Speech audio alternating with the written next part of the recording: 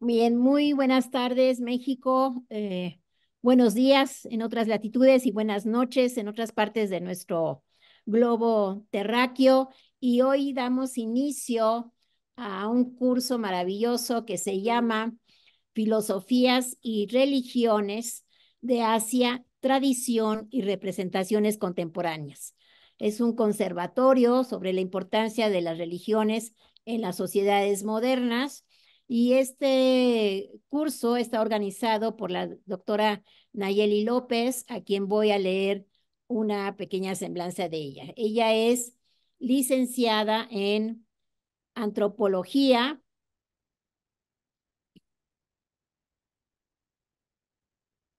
Es licenciada en Antropología Social por la Universidad Autónoma Metropolitana Iztapalapa y maestra en Asia y África con especialidad en Corea por el Colegio de México. Fue becaria del gobierno de la República de Corea para realizar estudios de doctorado en la Universidad Hanyang en Seúl y en 2011 se graduó como la primera latinoamericana con doctorado en estudios coreanos. Durante su estancia en Corea fue profesora en la Universidad Hansei, la Universidad Chung-Ang y la Universidad Nacional de Seúl. De 2014 a 2018 laboró como profesora investigadora titular en la Universidad Autónoma de Nayarit como parte del programa de doctorado en ciencias sociales a través del programa de repatriaciones del CONACYT. Sus líneas de investigación están enfocadas en la cultura y la sociedad contemporánea de Corea, la ola coreana o Hallyu, la cultura pop coreana, la mujer coreana no, contemporánea y su imagen en América Latina y el consumo cultural coreano por jóvenes mexicanos, entre otros. Actualmente forma parte del Programa Universitario de Estudios sobre Asia y África de la Coordinación de Humanidades de nuestra universidad, donde se desarrolla como investigadora. Ella coordina el curso en Filosofía y Religiones de Asia, participa en el Diplomado de Estudios sobre Asia, módulo Corea, al cual en el Diplomado Epistemologías Feministas, Economía y Cultura, Diálogos con Asia y África. Y actualmente imparte la cátedra en la Facultad de Filosofía y Letras de la UNAM. Es investigadora a nivel 1 del Sistema Nacional de Investigadores del Consejo Nacional de Ciencias, pero es ahora el Consejo Nacional de las Humanidades, Ciencia y Tecnología.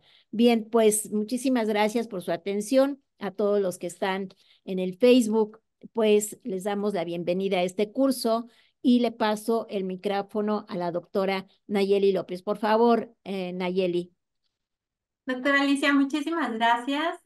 Muchísimas gracias a todos los que nos estén viendo, como dice la doctora Alicia, en cualquier parte de la República o del mundo.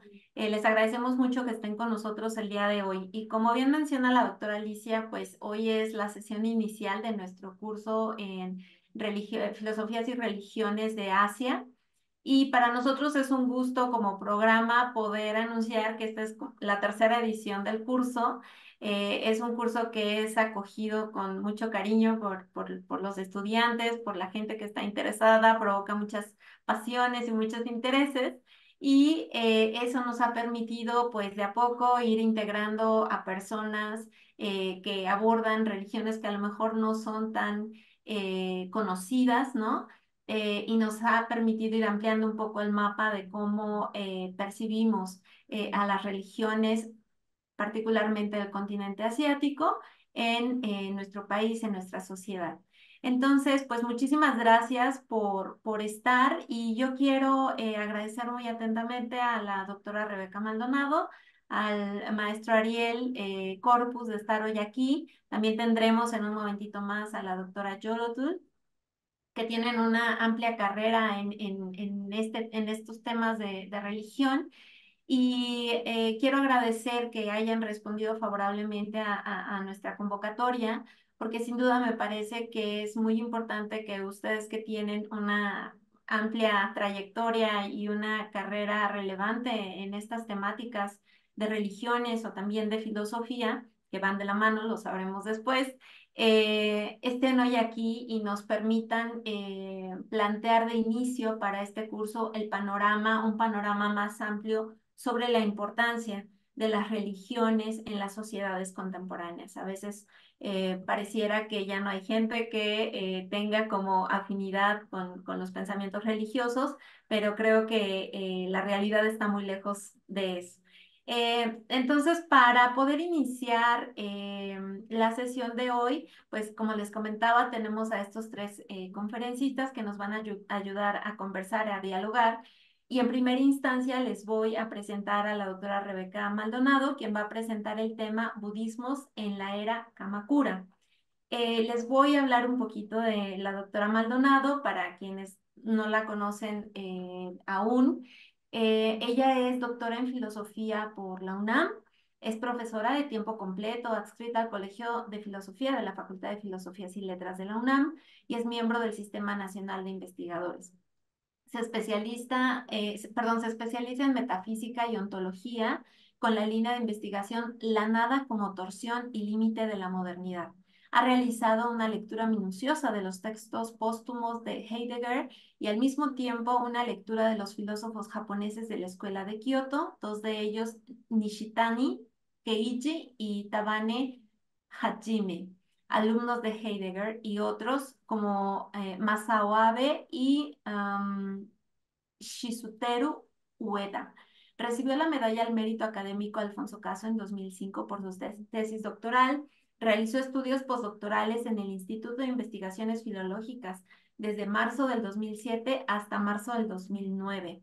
Ella ha participado en numerosos congresos nacionales e internacionales, ha publicado el libro Metáforas del Abismo, itinerarios de ascenso y descenso en Nietzsche y Kant.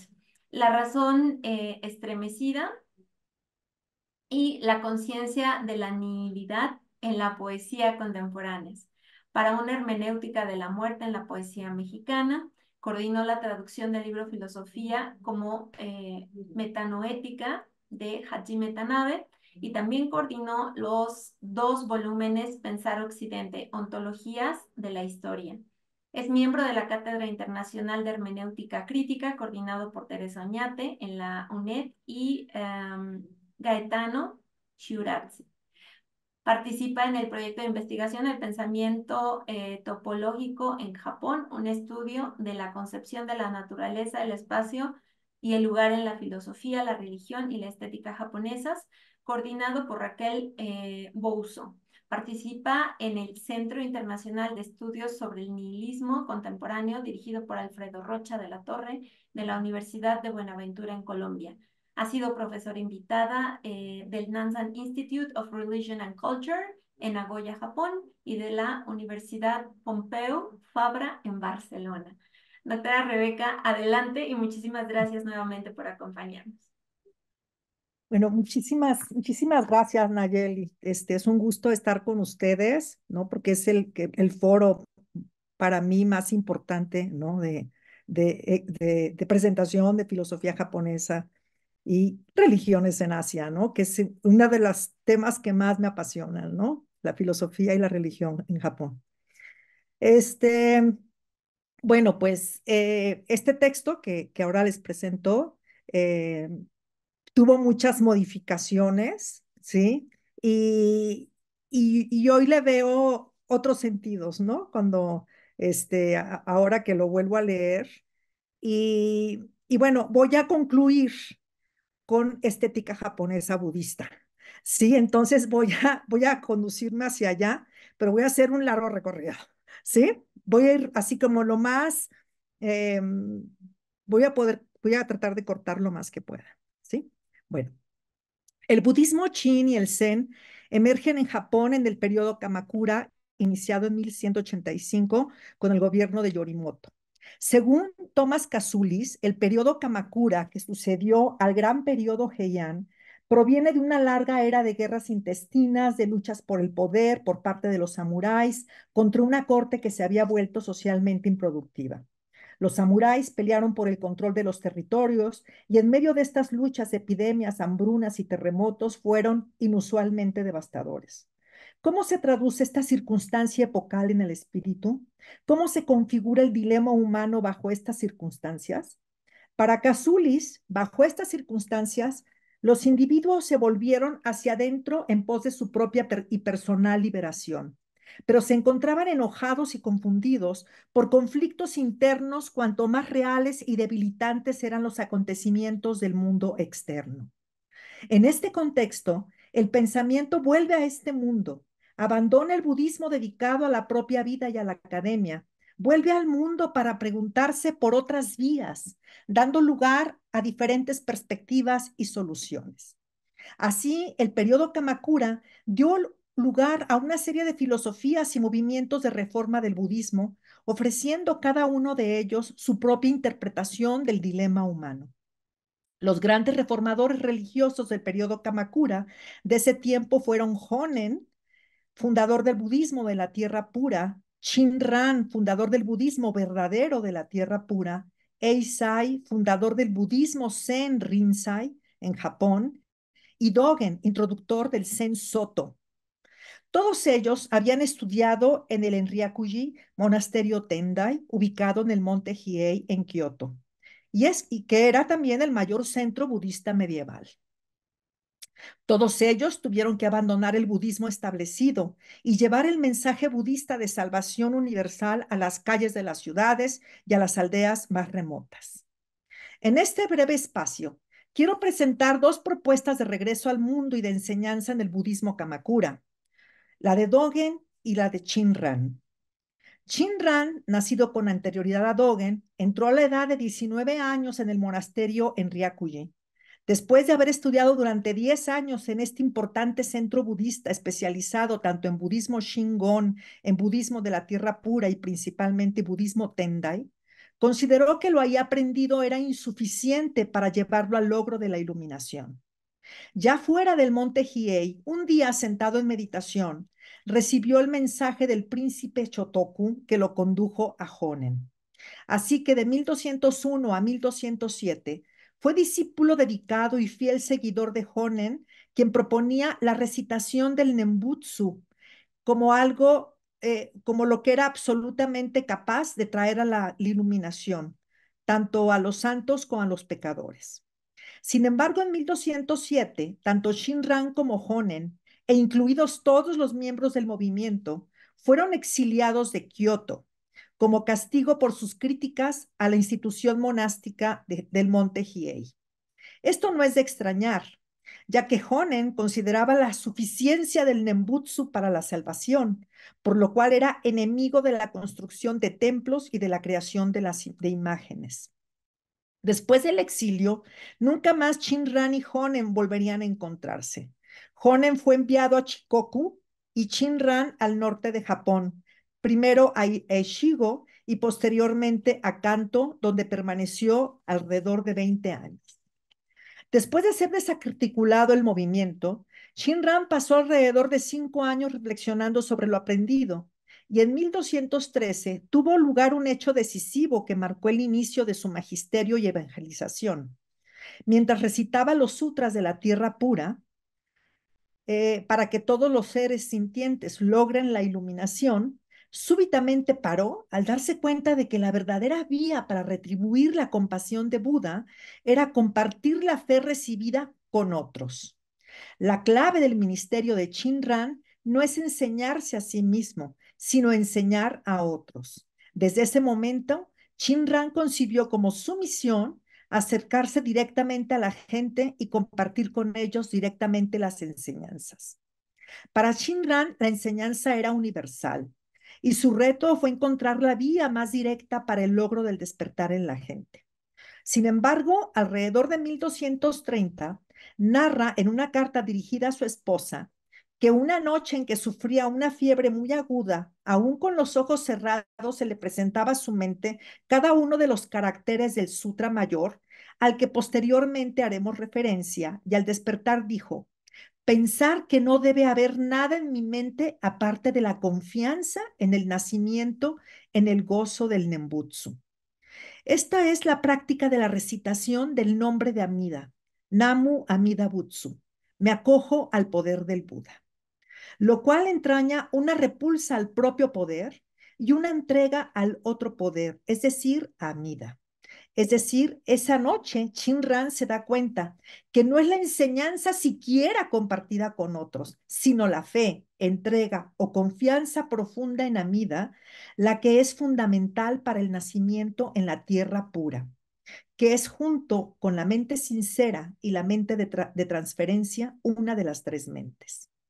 La entrega a Amida solo puede surgir de la experiencia de la impotencia del propio yo para salvarse del mar infinito del nacimiento y la muerte en el cual estamos nadando desde un tiempo sin fin. Solo del despertar a esa impotencia o la inutilidad del propio poder surge la entrega al otro poder, a Amida. Pero ¿por qué insistir en la impotencia del propio yo para salvarse? Para Shinran es indispensable la conversión del propio poder en otro poder, dado que el yo está lleno de avaricia y perversidad. ¿Qué es el otro poder? Otro poder significa ser libre de toda forma de cálculo.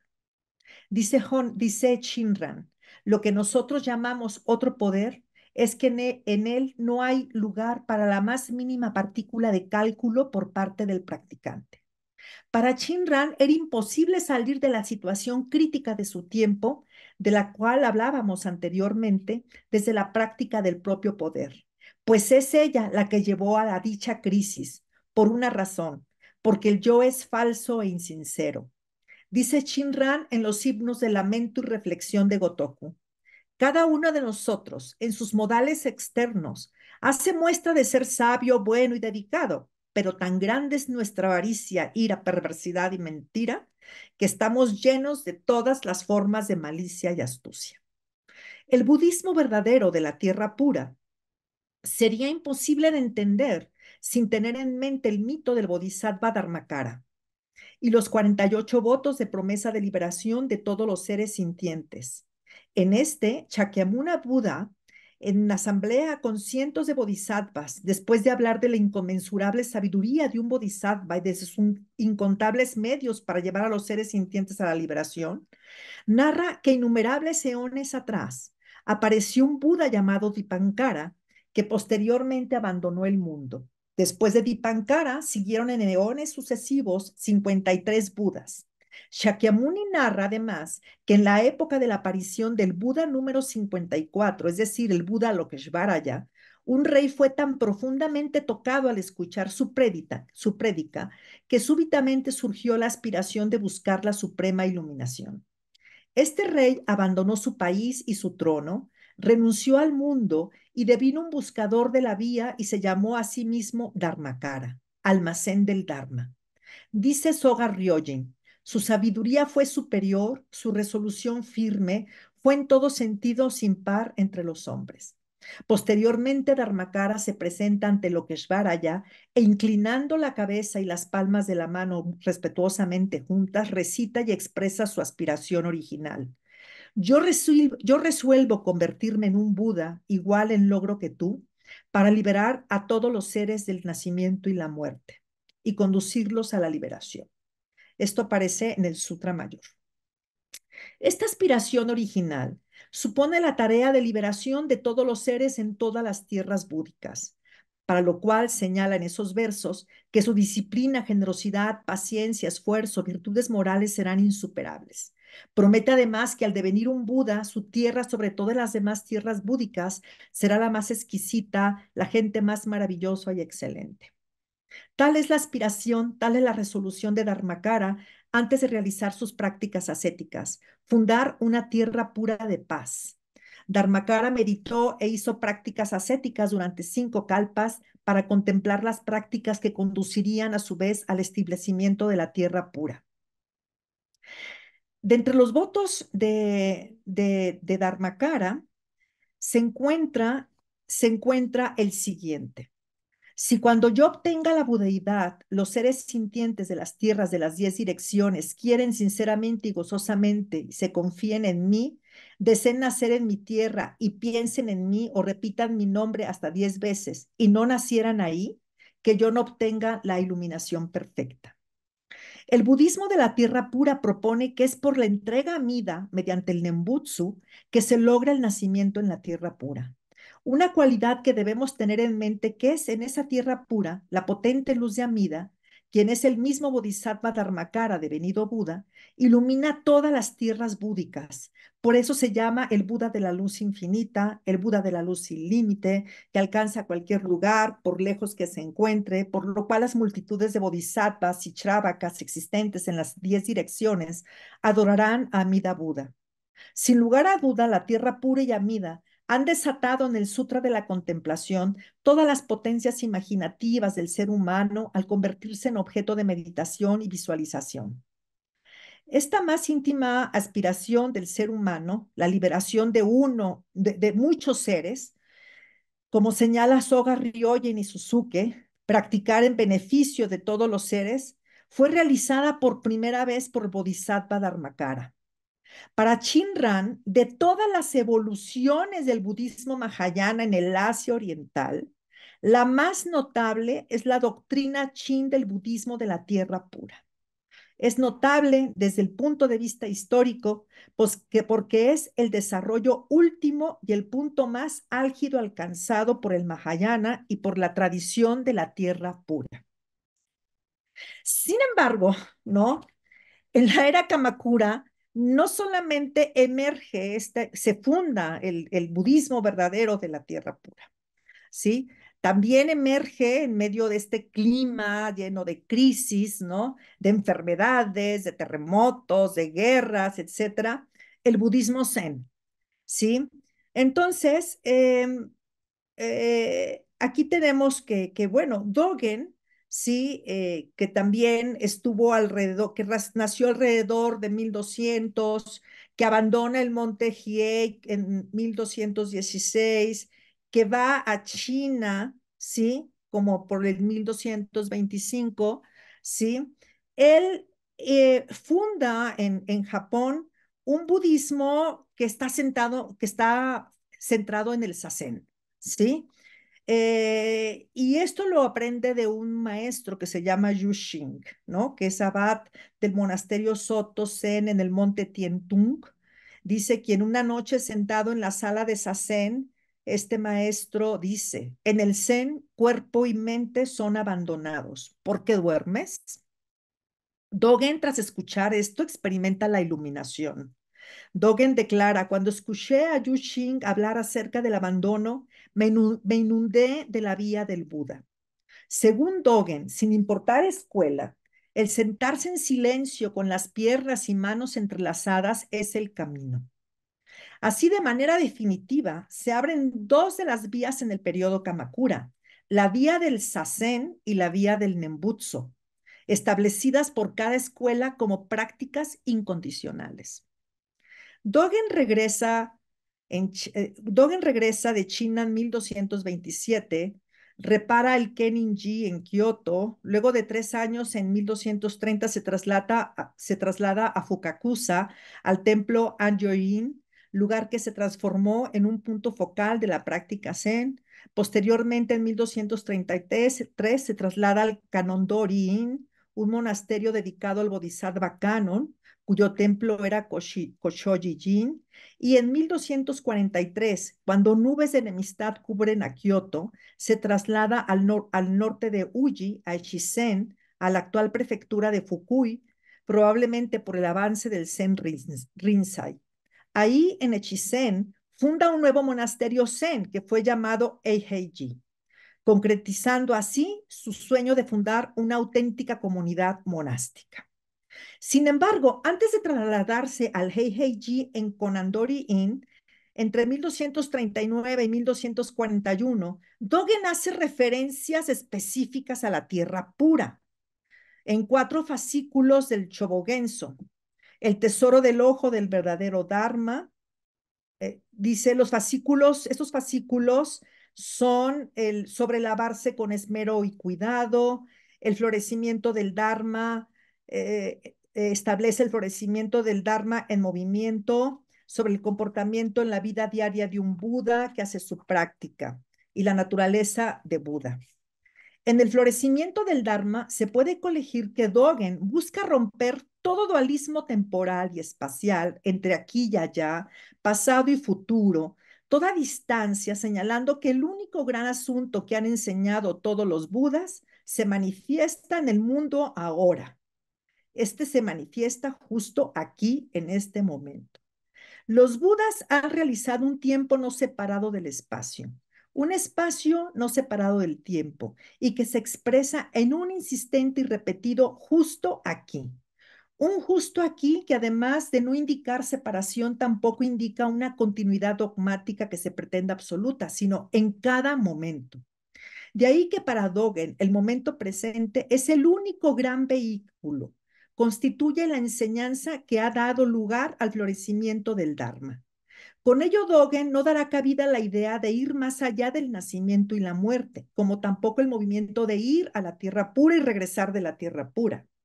Es desde esta perspectiva abierta por Dogen donde existe la posibilidad genuina de disolver la idea de pasado, presente o futuro y abrir la particularidad de cada momento que, de acuerdo con Dogen, una vez realizado plenamente el justo aquí y ahora, se inaugura la interpenetración de todos los momentos. La gente no presta atención, dice Dogen, a la existencia tiempo, porque cree que el tiempo es solo algo que pasa y se va. En una palabra, todas las existencias del universo entero son tiempos entrelazados. Yo y todas las existencias somos una única existencia tiempo. En el texto dedicado a la limpieza y aseo de los monjes, señala a aquellos que se imaginan que las formas de comportamiento dignificado de los Budas en este mundo de seres ordinarios no son los mismos para los Budas de las tierras puras, no es aprender la vía de los Budas. Para Dogen, para quienes entran en la sala de los Budas, no hay una diferencia de comportamiento entre las tierras de los Budas y este mundo, porque las palabras y actos que surgen naturalmente desde las formas del comportamiento dignificado es la conducta cotidiana de los Budas y de los ancestros, tanto en las tierras puras como en este mundo. Encontramos que si el budismo de la tierra pura propone como solución el logro del nacimiento en la tierra pura, señalando a la postre que es importante luego guiar a la tierra pura, enseñando a otros y sirviendo de guía a otros, Dogen señalará, en cambio, que es en la disciplina y la aplicación en el comportamiento cotidiano donde es posible la unidad entre este mundo y las tierras puras. En Dogen no hay un ir a la tierra pura ni un regreso al mundo desde la tierra pura. Justo al anular cualquier separación entre este instante, entre las tierras puras y este mundo, el comportamiento y los actos cotidianos desde el justo ahora reúnen en el momento las tierras puras y este mundo. El único gran asunto que Dogen repite una y otra vez es abrirse a esto, despertar a esto. Sin embargo, abrir, despertar y manifestar esto es el florecimiento de la forma de las cosas tal y como son. De manera que cuando tú estás al interior de este carruaje, de la entrega concentrada a la hora, tanto si entras al interior de una casa ardiendo como tanto si sales a los campos abiertos, te abres a esto, manifiestas esto y despiertas a esto. Voy aquí a hacer así un gran salto y voy a tratar de presentar algo que, que, que he tenido la oportunidad de estudiar en una filósofa contemporánea que se llama Yuriko Saito, ¿sí? Ella tiene un texto que se llama Everyday Aesthetics, ¿sí? Y lo que se muestra aquí es que este trato con esmero y cuidado de que tanto habla Dogen en sus textos, de todas las cosas, ¿no? Haciendo cada actividad, ¿sí? Tiene implicaciones estéticas, ¿sí? Entonces, Yuriko Saito en Everyday Aesthetics nos hace despertar a la atención de que el respeto a las cosas como son, como premisa budista zen, genera una expansión del horizonte estético en Japón. En este sentido, los objetos se aprecian en consideración a la estación, al lugar, a los materiales, deviniendo la vida diversificada y enriquecida. Saito resume la estética del Zen como apreciar algo en sus propios términos. Señala Yuriko, aquí cada clase de objeto tiene sus propias características. Es expresión de las cualidades que constituyen su singular y único ser. Evidentemente, gracias a la experiencia budista, es posible ir fuera y encontrar el objeto en sus propios términos, en lugar de demandar que el objeto venga y encuentre nuestras expectativas. Veamos algunos ejemplos. Apreciar no solo lo glamoroso, sino lo humilde y lo quieto. Otro ejemplo, encontrar valores positivos en cosas que nos disgustan y detestamos. El calor, la humedad, el frío. Así, lo que causa incomodidad, disgusto, insatisfacción, es subsumido bajo un aspecto positivo y en una atmósfera unificada. Así, Seisho Nagon declara que el verano es mejor cuando es extremadamente caliente y el invierno cuando es extremadamente mordiente. Y es que lo que importa es expresar el carácter distintivo de cada estación. Y entonces, bueno, muestra Yuriko los poemas. Primera lluvia de invierno, el chango también parece querer un abrigo. O una ráfaga invernal, mejillas dolorosamente hinchadas, la cara de un hombre. Los artistas y artesanos japoneses han sido formados en esa sensibilidad y respeto por las características esenciales de los objetos y del ambiente. Ellos renuncian al poder de imponer sus propias ideas y deseos a los materiales. Yuriko señala que fue gracias al budismo zen que los artistas japoneses logran trascender el ego, ¿sí? Y resaltar las características distintivas de los materiales y de los objetos. Esta disciplina de olvidarse de sí mismo lo expresa Dogen, ¿no? Cuando dice Dogen, por ejemplo, seguir el camino del Buda es olvidarse de sí mismo es hacer aparecer la multitud de dharmas. Entonces, guiados por la trascendencia budista del ego, los artistas japoneses y diseñadores guiados por la práctica de la escucha respetuosa del asunto o la voz de los materiales, ¿sí? Logran no solamente una estética, sino también unas virtudes morales. Bacho enseñaba, el asunto del pino, aprende lo del pino. Con lo cual, la encomiable práctica de escuchar y atender las cosas en sus propios términos hace que nada quede abandonado. Con esto quiero invitar a atender las implicaciones artísticas y estéticas del Zen en Japón, desde la ceremonia del té que atendía si la ceremonia se realizaba en la primera nieve de la estación, a prestar atención a mantener el agua del sukubai o vasija del agua para lavarse las manos llena, o limpiar la nieve del camino que lleva a la casa del té, o en el jardín japonés dejarse guiar por las piedras que se encuentran en el terreno, o la montaña de alrededor, a lo cual se llama paisaje prestado, o prestar atención a lo que es imperfecto, desgastado, a lo cual se llama goabi, y valorar más cuando caen las hojas del cerezo que cuando está simplemente el árbol floreciente. Asimismo, apreciar más lo que está oculto o incompleto que a lo que se muestra sin impedimentos.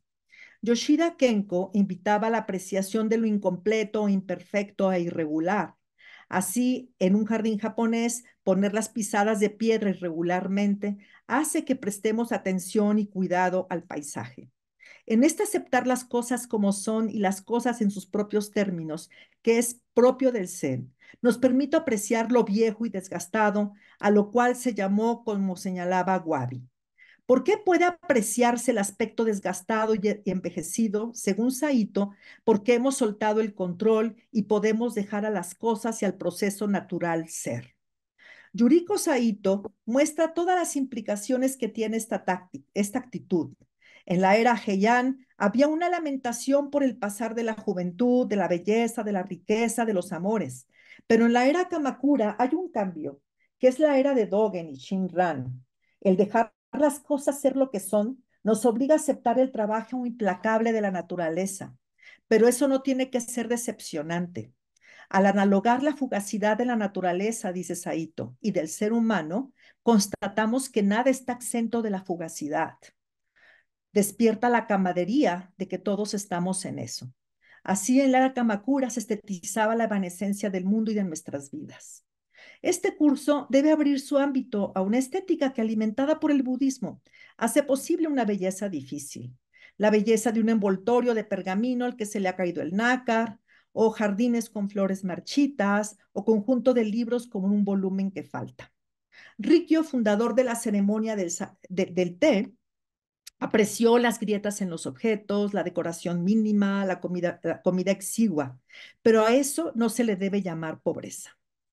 Por todas partes, dice Fujiwara no Teika, por todas partes no hay flores en flor, ni hojas de arce en resplandor, la cabaña de un pescador solitario solo, en la orilla del crepúsculo, en esta víspera de otoño. La sensibilidad wabi, monocromática, austera, llega hasta Sotaku Yakuan. Tenga en cuenta que WAB implica no considerar las incapacidades como incapacitantes, no sentir que faltar algo es privación, no pensar que lo que no se proporciona es carencia, considerar la incapacidad como incapacitante, sentir que la carencia es privación o creer que la falta de provisión es pobreza no es WABI, sino el espíritu de un pobre. WABI indica que la aparición de la decadencia, la imperfección y los accidentes hacen que nuestra vida sea un desafío, una estrategia de confrontación existencial. Yuriko Saito ha dado una amplitud a la estética japonesa alimentada por la experiencia budista del mundo. Muchísimas gracias. Doctora Rebeca, muchísimas gracias por su presentación.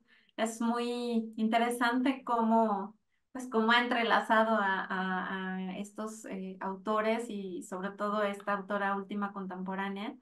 La verdad es que me gustaría que tuviéramos mucho más espacio para poder discutir estas cosas porque evidentemente pues tocan esa cotidianidad, ¿no? Que siempre de alguna manera nos planteamos nuestra existencia, la relación que tenemos con el entorno, con la naturaleza, con los otros seres, ¿no? Esto que mencionaba de eh, ¿por qué no aceptar lo que no nos gusta, ¿no? Y mejor como subsumirlo a un proceso que nos haga tener una convivencia mucho más amable, ¿no? Y creo que ahí está el valor de estos pensamientos filosóficos y religiosos, que sin duda pues enriquecen las perspectivas de nuestras vidas, ¿no?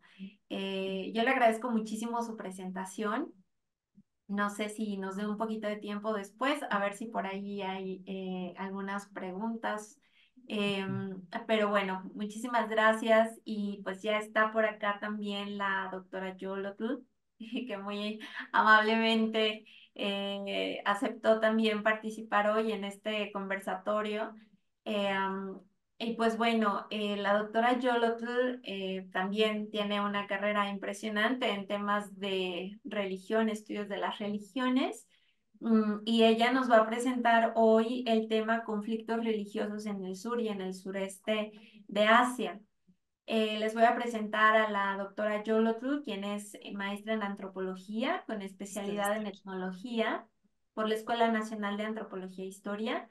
Ella es doctora en antropología por la UNAM y realizó estudios de posgrado en la Universidad de Delhi, en India. Actualmente es profesora investigadora emérita de la Dirección de Etnología y Antropología Social del Instituto Nacional de Antropología y Historia. Es investigadora nacional nivel 3 del Sistema Nacional de Investigadores.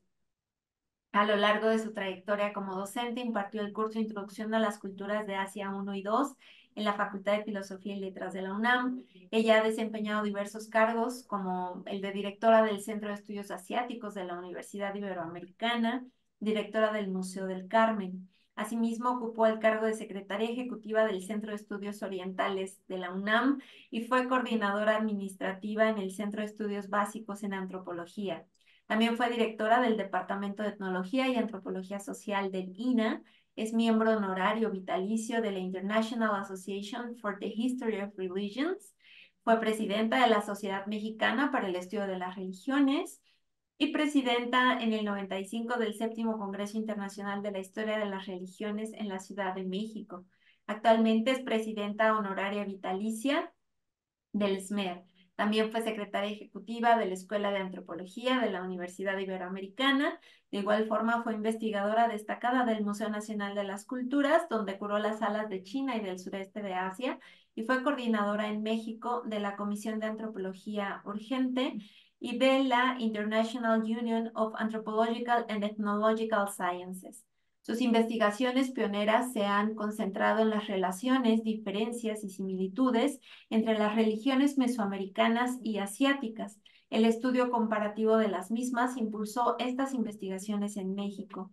Gracias a la originalidad de sus trabajos, fue invitada a colaborar con prestigiados investigadores como Mircea Eliade en su enciclopedia de la religión. Actualmente es coordinadora del Seminario sobre Mitos y Religión, que se lleva a cabo en la Dirección de Etnología y Antropología Social, así como el ciclo de conferencias anual Religión y Cultura, antes conocido como El Hombre y lo Sagrado, que se realiza en el Centro Cultural Isidro Fabela. Doctora Yolotl, pues, ¿qué más podría decir de usted si nos lo ha dicho No, todo? pues muchísimas gracias, muchísimas gracias. Y muchas gracias por la invitación. Y bueno, pues creo que el tema va a ser completamente diferente al de la maestra Maldonado. Entonces, Está bien. espero que sea menos agresivo, menos, menos bonito, porque el tema del budismo zen, pues es muy bonito, ¿no? Sí, doctora, Bueno, adelante. Tenemos bueno, 30 minutos para sí. su presentación. Adelante.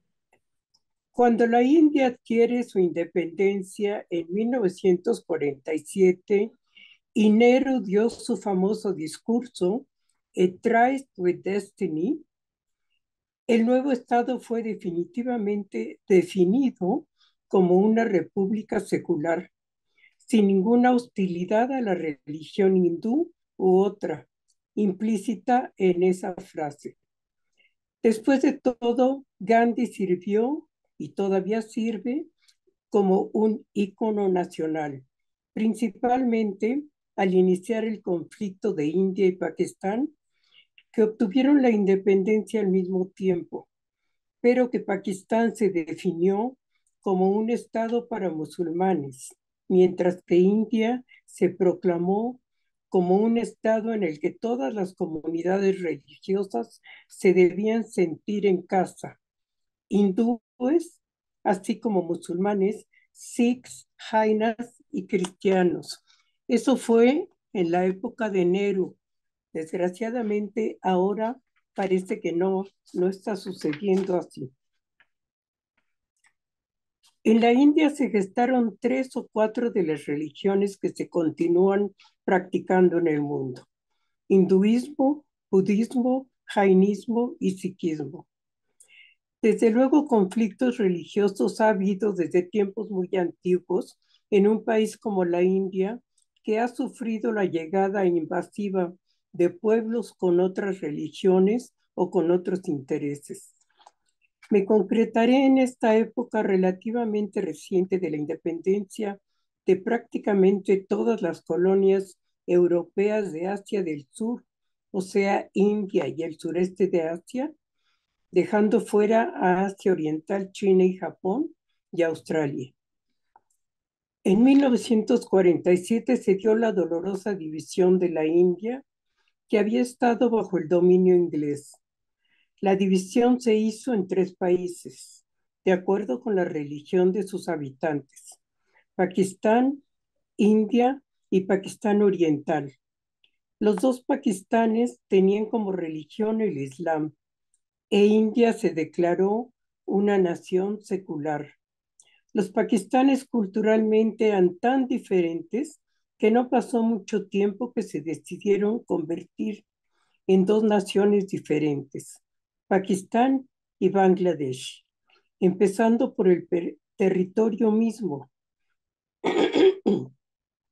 el tipo físico, la lengua y desde luego la cultura, quedando pendientes situaciones complicadas como la ubicación de Cachemira y otras situaciones que explotaron dentro del territorio de la India, como la de la mezquita Babri, que había sido construida sobre un templo hindú, supuesto lugar del nacimiento del dios Rama en Ayodhya.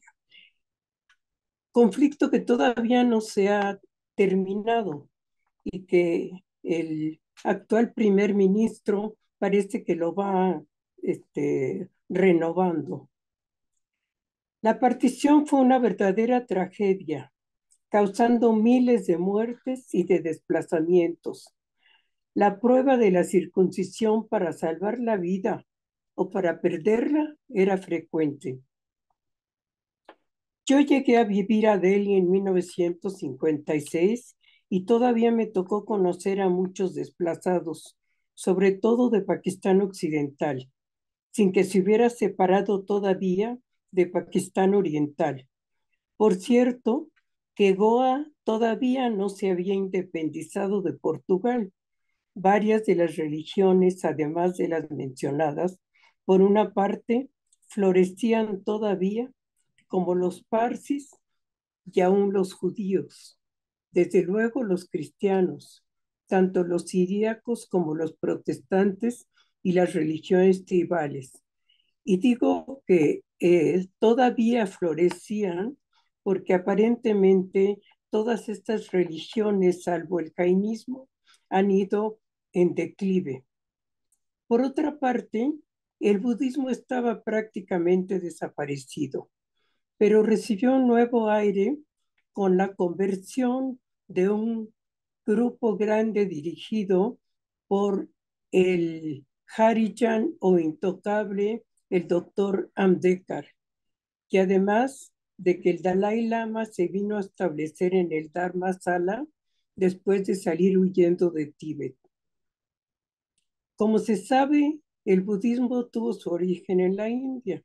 Siddhartha Gautama, el Buda, nació en el estado de Bihar, en el noreste de la India, en los mismos lugares que Mahavira, uno de los dirigentes del jainismo. El santuario de Sarnath es un gran centro de peregrinación todavía, igual que el templo de Bodh Gaya, en donde, entre otras reliquias, se encuentra una rama del árbol bajo el que Siddhartha obtuvo su iluminación. Y aclaro esto porque el árbol verdadero fue quemado por uno de los reyes hindús que perseguía a los budistas. Por otra parte, en Sri Lanka se encuentra un árbol Bodhi, hijo de uno que mandó el rey Ashoka como regalo. Es muy interesante la evolución del budismo y del jainismo. El jainismo se conservó como una religión minoritaria, pero con presencia importante, y el budismo sufrió una gran expansión en la misma India, pero por un tiempo fue combatido por los hindúes, de tal manera que prácticamente desapareció de la India, después de haber sido difundido a prácticamente todo el sureste de Asia, a China y a Japón. A Ceilán, Sri Lanka, fue llevado por un hijo de Ashoka, uno de los grandes reyes hindús del siglo III a.C., y desde entonces ha permanecido como la religión oficial de la isla, de lo que hablaremos un poco más adelante, así como de los problemas que hubo hace unos años con los migrantes tamiles hindús.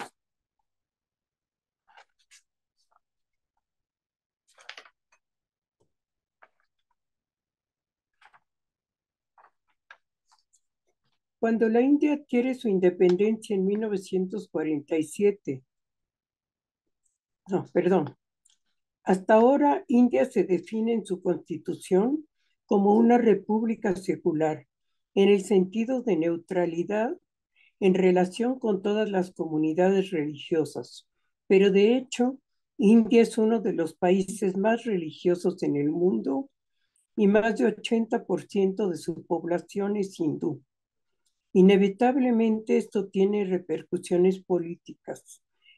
En las recientes décadas, el Partido del Congreso, que había presidido bajo el Trist fundador, ha continuado sosteniendo la idea secular. por lo que los musulmanes votaron en su mayoría por este. Pero la mayor posición viene de un partido enraizado en la vigorosa afirmación del hinduismo como el corazón de la civilización india. Y el partido Bharatiya Janata Party, el BJP, ha tenido el poder periódicamente en varios estados y actualmente gobierna.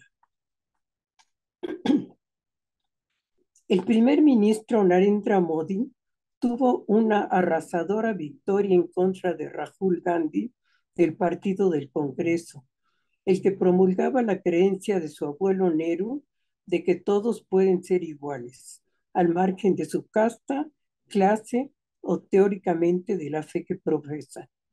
Pero se ha acusado a este partido de corrupción y nepotismo. Narendra Modi es manejado por el Vishva Hindu Parishad, BHP, Consejo Mundial Hindú, cuyo objetivo es India para los fieles de las religiones surgidas ahí, quienes, entre otras cosas, protegen a la revolución azafrán, cuya política es la protección de las vacas como animal sagrado. Jai Shri Ram se ha convertido en el grito de la guerra de nacionalismo hindú. El primer ministro Modi ha instituido una serie de nuevas leyes y de cambios que afectan a las minorías. Eliminó el Estatuto Especial de Autonomía de Cachemira. Construyó un templo sobre la mezquita Jama Masjid de Ayodhya, derribada en 1992, causando la muerte de 2,000 personas, en su mayoría musulmana. A mí me llegan de repente, no de repente, sino continuamente, las actividades de Modi. Y entre otras de las cosas que ha hecho, ha sido renovar esta famosa templo hindú, que en realidad debió haber quedado como mezquita, pero bueno, pues fue una gran tragedia cuando se derribó y ahora continúa. He visto las ilustraciones del nuevo templo que han construido ahí y es una maravilla. Son maravillas las que están construyendo en relación a los templos hindús. Eso no estaría mal, pero lo malo es que traten mal a los musulmanes que quedan.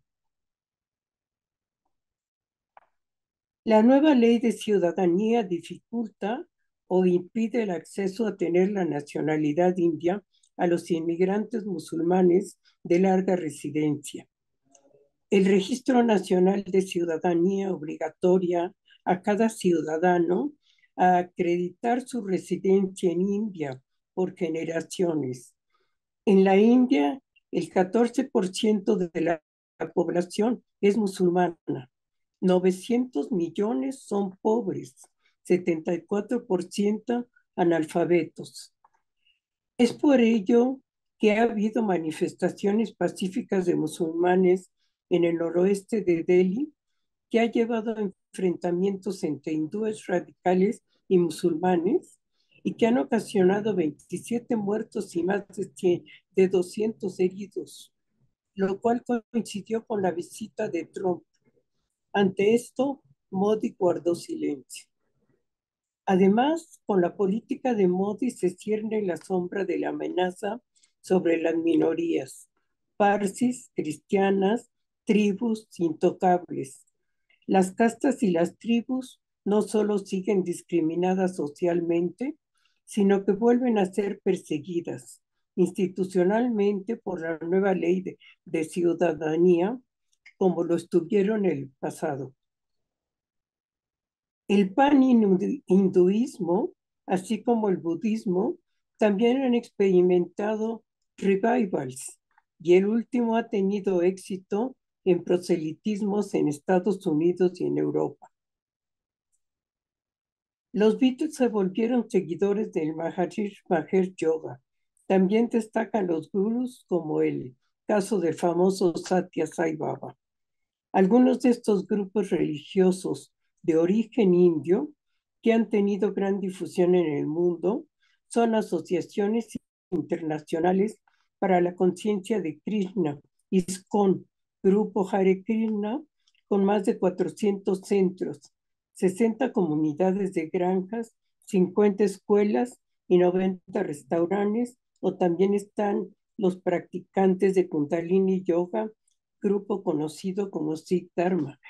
También vi precisamente la inauguración de un templo de Hare Krishna con todas las, pues, los lujos y las grandezas.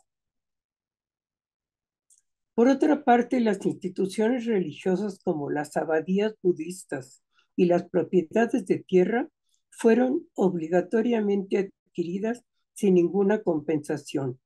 Los monjes y monjas budistas fueron obligados a hacer un servicio obligatorio. Las celebraciones budistas fueron canceladas y no se les dio tiempo para llevar a cabo oraciones o meditación. Pero las asociaciones budistas controladas por el gobierno hacen los honores de visitar a los dignatarios budistas, proveyendo miembros de delegaciones religiosas, como lo hicieron en 1961 para acompañar a las reliquias del diente de Buda de Colombo.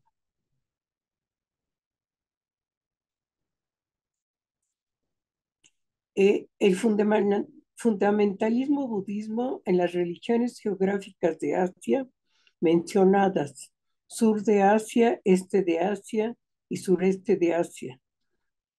El budismo es una de las religiones tradicionales que está menos relacionadas a la violencia, ya que el canon budista prohíbe la violencia para resolver conflictos.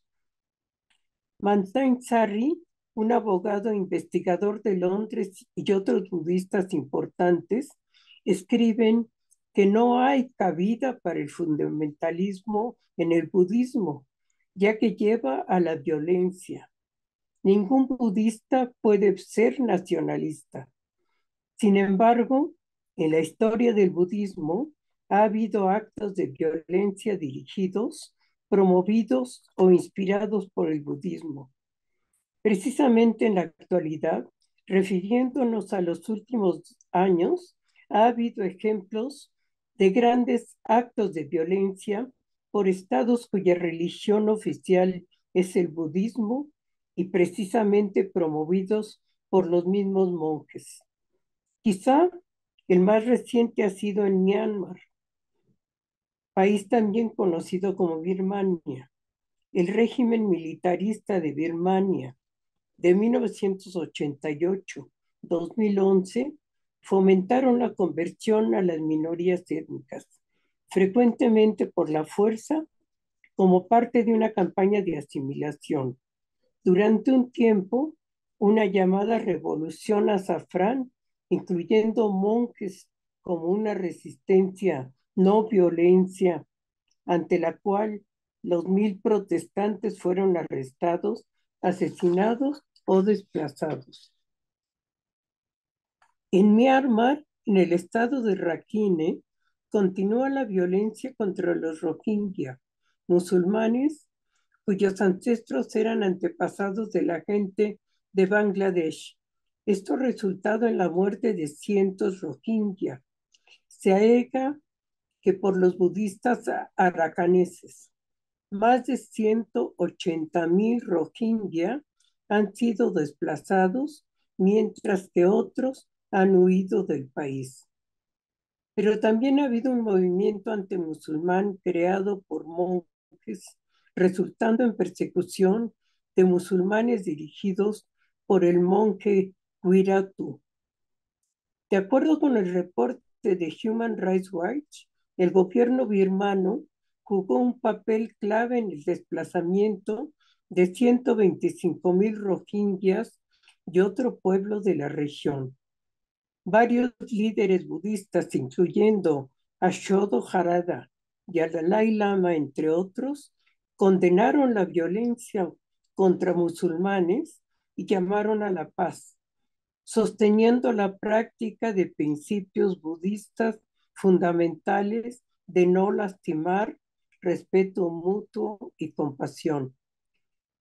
Los rohingyas son también despreciados en Bangladesh y son empobrecidos y sometidos a 3 programas brutales en los últimos 40 años, 2 de ellos directamente por las fuerzas del gobierno. Tampoco se ha dicho nada en relación con los pobres campesinos Sabaye.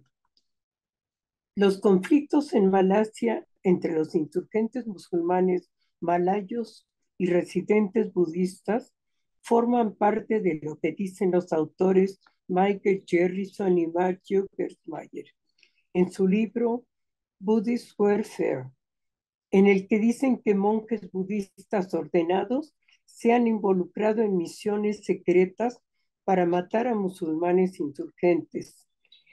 Se cree que el budismo Thai se volvió politizado y nacionalista, particularmente después de la muerte en 1993 de Buddhadhara Bhikkhu, un filósofo budista importante. Aunque la fundación Conociendo a Buda no es un grupo extremista, por lo menos su agenda fundamentalista en Tailandia. Sin embargo, no hay explicación por qué los grupos fundamentalistas y extremistas surgieron en 2012 en 3 países budistas Theravada simultáneamente. Si Myanmar quiere vivir en paz, los budistas y los musulmanes deben vivir separados. Los musulmanes son fundamentalmente malos. Mahoma permite que maten cualquier criatura. Islam es una religión de ladrones, no quieren paz. Es lo que dicen los budistas. Actualmente, como 8 o 19% de la población de Myanmar son musulmanes. En Tailandia, donde hay tensiones musulmanas entre musulmanes malayos y residentes budistas, han existido desde 2004 en el sur un grupo budista llamado el Knowing Buddha Foundation, que ha supuestamente identificado otra amenaza al budismo. Este grupo está extendiendo campañas para enseñar al mundo ciertos tratamientos para cómo hacer o no hacer las imágenes de Buda. Por cierto que cuando visita uno de estos países budistas, hay ciertas restricciones para comprar las imágenes budistas, para que no los tome uno como un adorno simplemente, sino que tome las imágenes pues con el debido respeto, que eso pues no está mal. En Tailandia, donde había tensiones musulmanes entre musulmanes malayos y residentes budistas, ha existido, bueno, esto ya lo dije, el fundamentalismo budista parece estar extendiéndose rápidamente en el sureste de Asia, en países como Sri Lanka, Myanmar y Tailandia, pero se han registrado ataques violentos en las minorías religiosas a manos de fundamentalistas budistas. Los legisladores musulmanes de Sri Lanka presionan al presidente Mahinda Rajapaksa a defender a su comunidad minoritaria contra los elementos extremistas budistas, con cientos de ataques a los musulmanes y cristianos en los últimos 2 años. La división religiosa de Sri Lanka está constituido por budistas, hinduistas, musulmanes y cristianos. Hace no mucho tiempo, una mujer británica fue expulsada por su actitud precisamente hacia algunas imágenes budistas. Los autores del Mahavamsa, que es el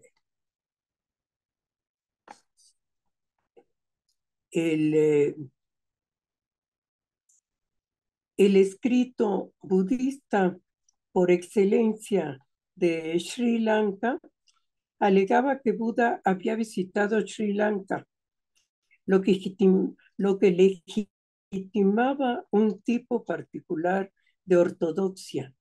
En la actualidad, la conexión con el pasado autoriza una conexión entre religión y Estado.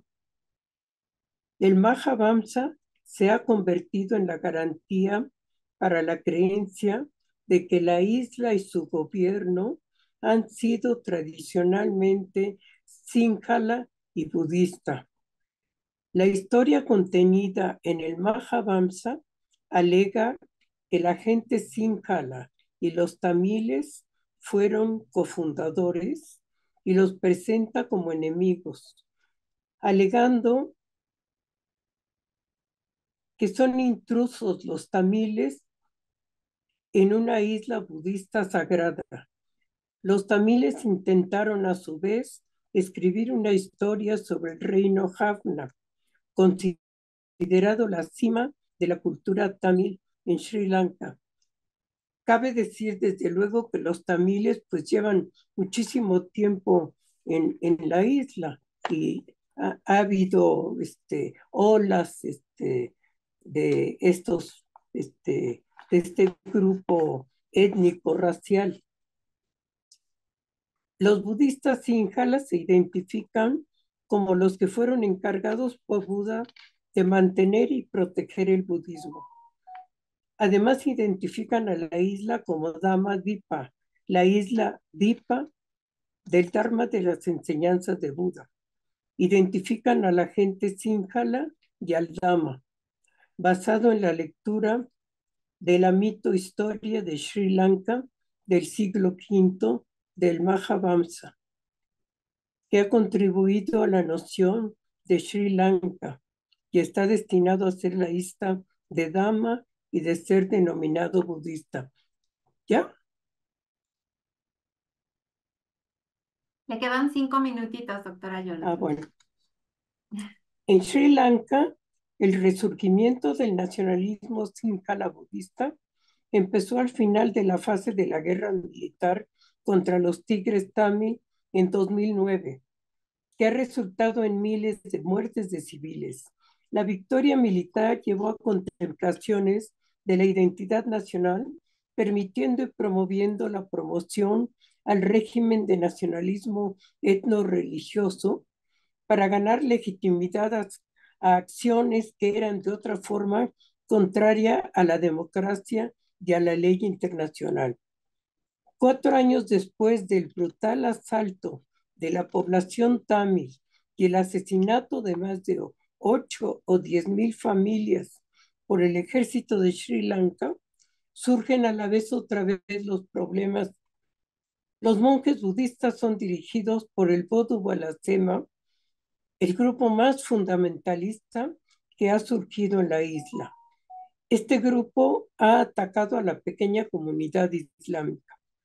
Desde la independencia de 1948, el fundamentalismo budista ha sido la fuerza conductora tras la intransigencia en la cuestión tamil. Los dirigentes del asunto tamil, un monje budista asesinó a Salomón Bandaranaike, el jefe del primer partido, en 1959. Su crimen fue haber concedido demasiadas concesiones a la minoría tamil. También hubo muertes sectarias en 1915, después de una disputa sobre la procesión de budistas en un templo Kandy. En 1976 se formó el Liberation Tamil Elam, que exigió una tierra tamil independiente. A su vez, los tamiles jóvenes, siguiendo a Vietnam, al Che Guevara, Bangladesh, ¿por qué no Tamil? Habiéndose enfrentado Sri Lanka con una guerra civil. En Sri Lanka, un grupo de monjes formaron el Bodhi Bala Sena, BBS o Fuerza de Poder Budista. En mayo de 2012, para proteger la cultura budista Sinhala del país, se cree que la BBS está tras los ataques numerosos de cristianos y musulmanes en el país. En el mismo año, los ataques contra los Rohingya se volvieron más violentos en Myanmar y en Tailandia. La Fundación Conociendo a Buda, que se formó ese año, pidió se introdujera una ley contra los insultos a Buda. Los extremistas budistas están buscando formar una alianza internacional. Han invitado a Ashin Virata, un monje budista de 46 años que se describe como el Bin Laden del budismo, para que visite Sri Lanka. Por otra parte, ha habido ataques islamistas en el centro budista Ekayana en Yakarta y en Bodh Gaya en Bihar, en la India. Ya, gracias. Sí, doctora Yolanda, muchísimas gracias. Sin duda siempre su aproximación pues nos ayuda solamente a seguir aprendiendo, ¿no? Sobre esta diversidad religiosa que hay bueno, evidentemente en todo el mundo, pero pues en el sureste de Asia, ¿no? En el sur de Asia, que a veces pues parecen sociedades muy lejanas y que a veces no están como en el imaginario de nuestra sociedad, como que no las imaginamos más allá de lo básico, y esta diversidad religiosa y sobre todo la diversidad que las propias religiones tienen en su interior y cómo van formando o cómo van tomando forma a partir de los estados o de los espacios geográficos, pues es sumamente interesante y sumamente importante. Yo, a nombre del PUEA, le agradezco muchísimo que nos acompañe, que nos siga apoyando siempre en esta parte del curso, con toda su experiencia, con todo su conocimiento. Para mí es un honor tenerla aquí y pues bueno, agradecerle muchísimo que haya aceptado platicar con nosotros y seguir enseñándonos tantas cosas. Vamos al final a tener un huequito para preguntas o comentarios de quienes nos estén viendo. Entonces, pues le agradecería si pues nos puede seguir acompañando. Y pues bueno, ahora vamos a nuestra última presentación del día de hoy. Nos acompaña el maestro Ariel Corpus. Él nos va a hablar sobre los matices de la diversidad religiosa en la sociedad contemporánea, y creo que bueno, nos va a ayudar mucho como a ir cerrando nuestra plática del día de hoy. Se los voy a presentar. Él es maestro en antropología social por el CIESA Sureste, es candidato a doctor en antropología por la UNAM y es profesor en las carreras de antropología de la Facultad de Ciencias Políticas y Sociales y de Desarrollo y Gestión Interculturales también de la Facultad de Filosofía de la UNAM. Él enseña antropología de la religión en la carrera de antropología y en DG Procesos de Investigación. Sus líneas de investigación se circunscriben a los estudios antropológicos del protestantismo, antropología de la religión, el vínculo jóvenes-religión, que es un poco lo que planteaba al principio, ¿no? Que tanto los jóvenes hoy están vinculados todavía a este tipo de creencias, ¿no? El abordaje de la religión, la política y el Estado laico, y más recientemente se ha interesado por los procesos de enseñanza-aprendizaje en la antropología de la religión y la antropología literaria. Junto con Carlos Garma, mi querido profesor de la UAM Iztapalapa, y Rosario Ramírez, coordinó Familias, Iglesia y Estado laico, perspectivas antropológicas en el 2018 y Religión y Política en la 4T, debate sobre el Estado laico en el 2021.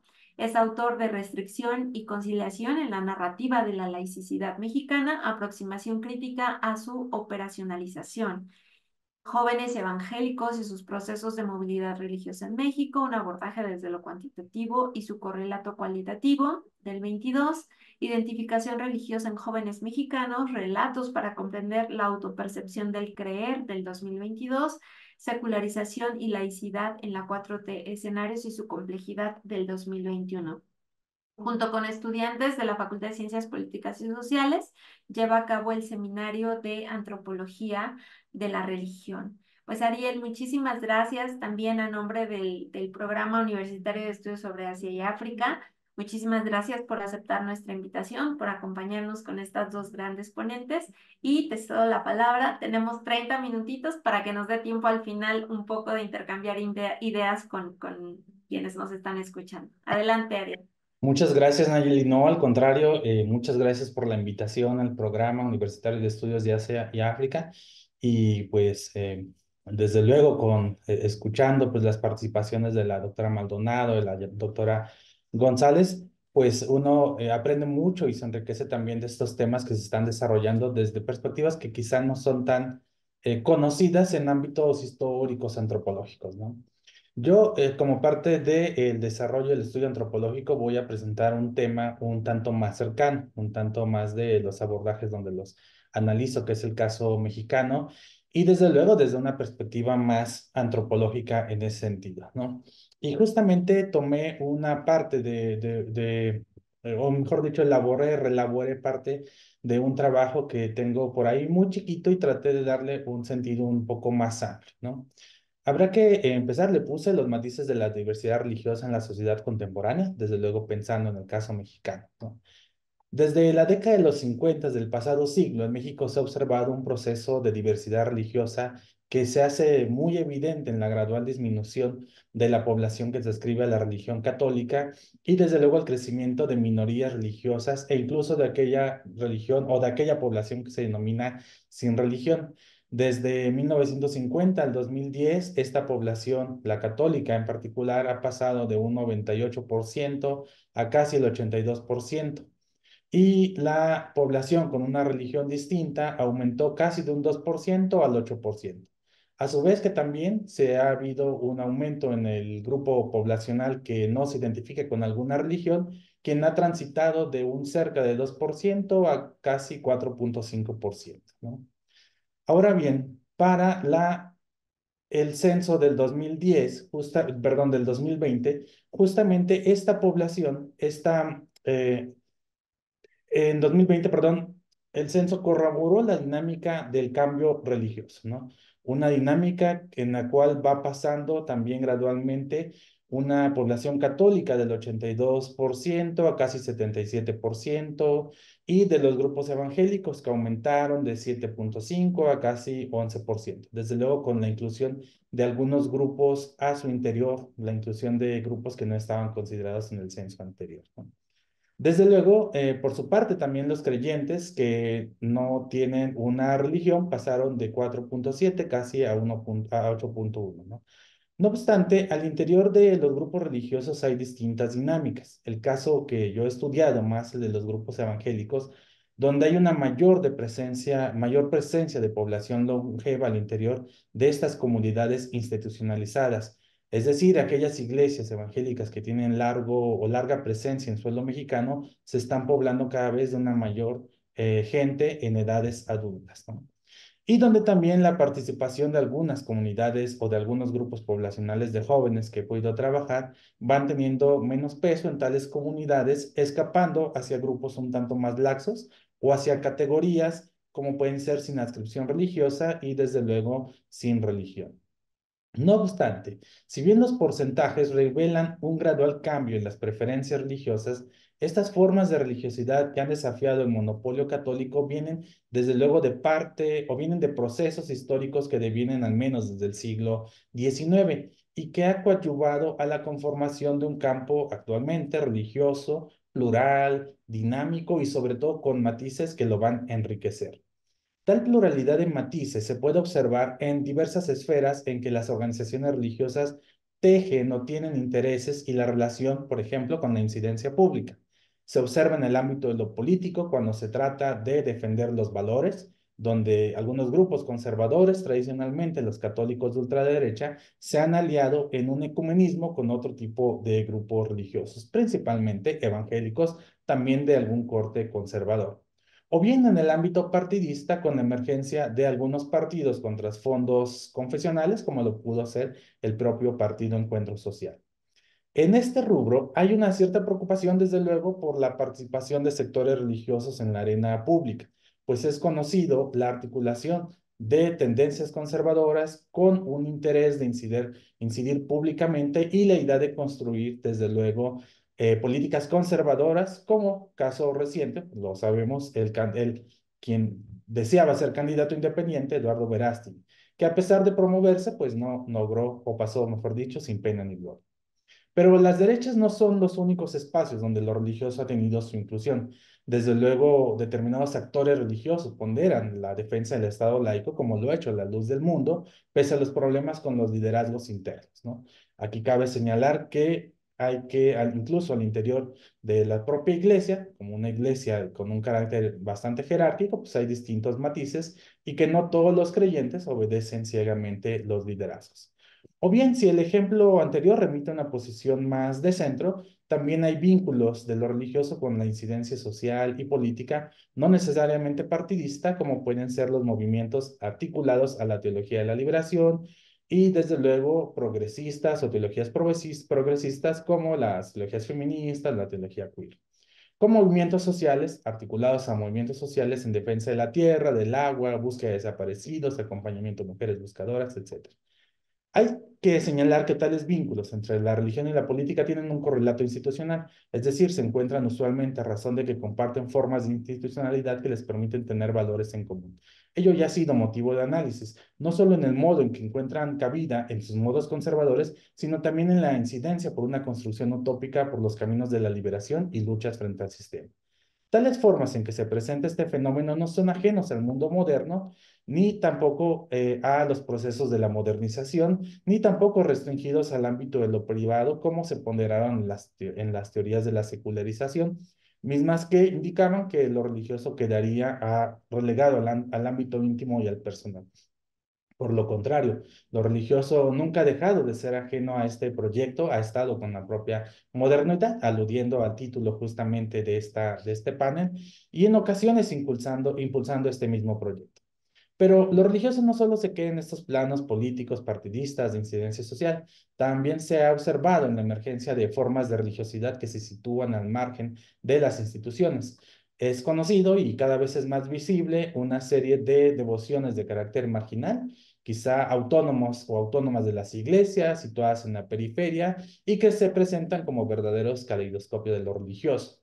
En la expresión de lo católico, desde luego, hay cultos tradicionales como la de San Judas, cuya devoción centenaria, pero que actualmente se ha revalorizado a partir de la población joven en situación de precariedad, quien ha abrazado para sí esta devoción, convocando a oleadas de jóvenes los días 28 en la iglesia de San Hipólito en Alameda, ¿no?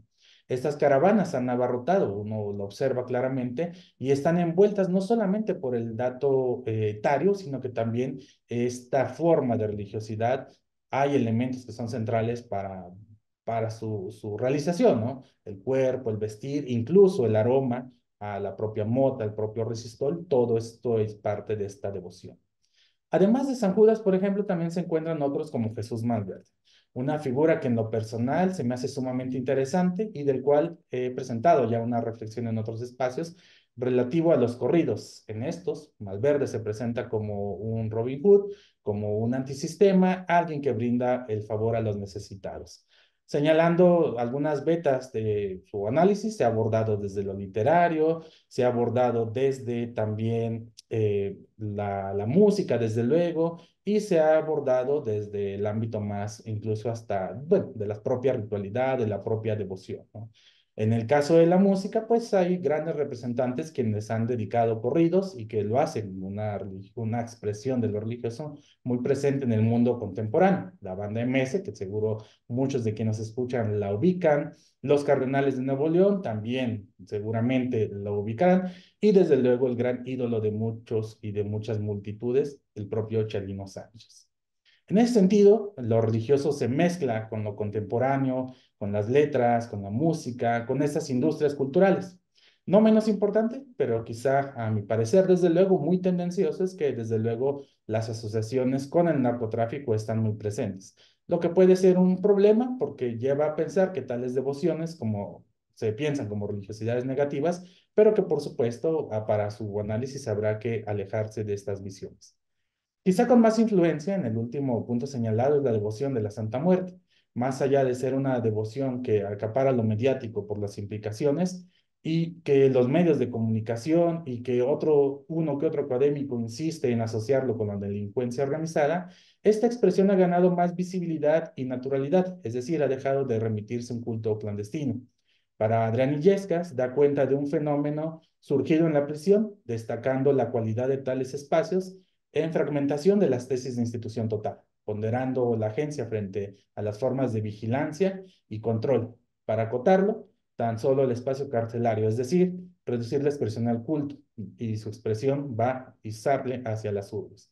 De igual modo, el autor ha señalado ya la necesidad de ver los procesos de transmisión que tiene la devoción hacia las nuevas generaciones y una lista muy larga de abordar. Para cerrar esa sección de las devociones populares, pienso en otra articulación contemporánea, una que puede ser de San Simón y fenómenos migratorios, por ejemplo, que tienen lugar en la frontera sur y de los cuales Mónica Marín pues lo ha abordado ya muy ampliamente, ¿no? Ella, quien se ha especializado en esta devoción, encuentra el modo en que las problemáticas que aquejan a esta región, a la región de la frontera sur, se representan a través del propio San Simón, con especificidad en su estudio de maestría sobre este santo y su relación con algunos circuitos de sexoservidoras. Mónica Marín ha podido dar cuenta de lo que hay en representación de esta zona limítrofe entre México y Guatemala. San Simón no solo es el protector, también es un benefactor, también es el lenguaje que articula, que explica la migración, que da cuenta de la violencia, que señala el empobrecimiento, que permite observar cómo frente a la desarticulación de la institucionalidad gubernamental y frente a esto se construye un tejido diferente a partir de lo religioso y donde lo religioso en figuras que no son necesariamente situadas en espacios o a partir de espacios institucionalizados, pues tiene una fuerte importancia en estas zonas de la región del sur del país.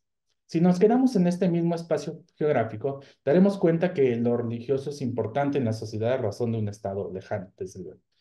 Ahora, a este mercado religioso, desde luego, podemos agregar a estos matices, podemos agregar todo lo que tiene que ver con el New Age, que incorpora religiosidades y espirituales que brindan una nueva matriz de sentido, de pertenencia a sus practicantes, conectando tradiciones históricas, como puede ser el Temazcal, como puede ser la danza del sol, con nuevos practicantes que encuentran en ellos formas holísticas de sanación, mismos que van conectando, articulando y enlazando prácticas de bienestar como el propio yoga, como el propio Reiki, y que por muy distantes que puedan ser, generan una suerte de hermandad transnacional. Hervieux Leger ha mencionado que en ese sentido no es lo importante lo que se cree, sino cómo se asume parte de un hilo de creencia, cómo se asume parte de este linaje creyente en una constante recomposición. A este mercado contemporáneo, desde luego, pensando en estos matices que están en la sociedad contemporánea, entran expresiones como el Islam, muy cuestionado desde luego por las formas de pensar la modernidad.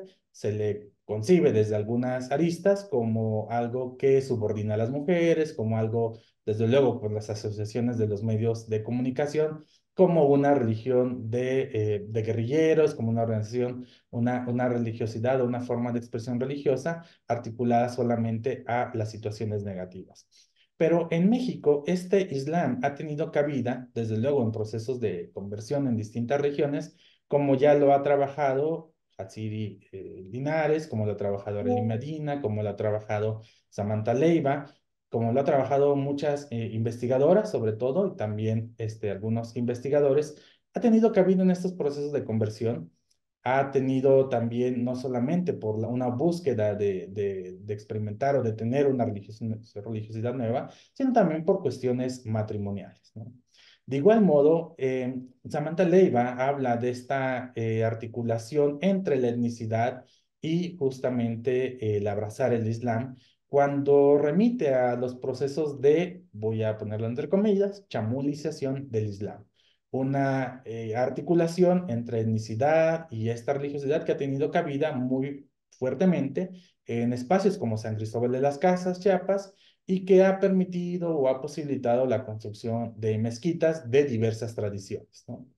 Ello nos lleva a pensar, desde luego, en estos espacios de la importancia de la religión en la sociedad moderna, pues formas de pensar la etnicidad más allá de devociones bajo las cuales se les había asignado como un mote característico, ¿no? En este caso, el catolicismo, como usualmente se piensa desde algunos enfoques de la religiosidad popular, ¿no? Por su parte, la santería también ha tenido lugar en distintas expresiones. Ha cobrado interés no solamente por sus formas devocionales, por sus procesos de conversión, por el transnacionalismo que implica, por la articulación como matriz de sentido con el New Age, desde luego, ¿no? En lo particular, dos ejes puedo hablar de ellos, desde luego, desde donde se hace presente, ¿no?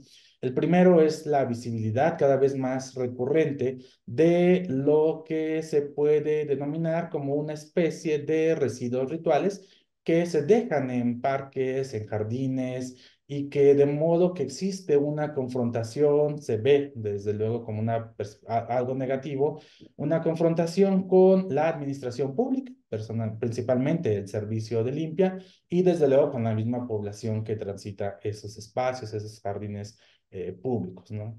En ese sentido, también este tipo de expresión, pues ha tenido o ha transitado hacia otros espacios que pueden ser de entrada, parecieran ser que no podrían entrar ahí, ¿no? Y que es uno que me ha interesado abordar, que versa sobre su relación con las industrias culturales, particularmente con la música o un tipo de música que actualmente tiene gran aceptación en la población joven. Me refiero a los corridos tumbados. Estas expresiones pues dan cuenta de la movilidad que tiene la santería hacia nuevas plazas, lo que se ha denominado como una translocalización, es decir, como hay religiosidades, devociones que tienen referentes geográficos y que van transitando de un lugar a otro y que van traslapándose en ese sentido hacia otro tipo de expresiones también dentro de algunos subgéneros musicales.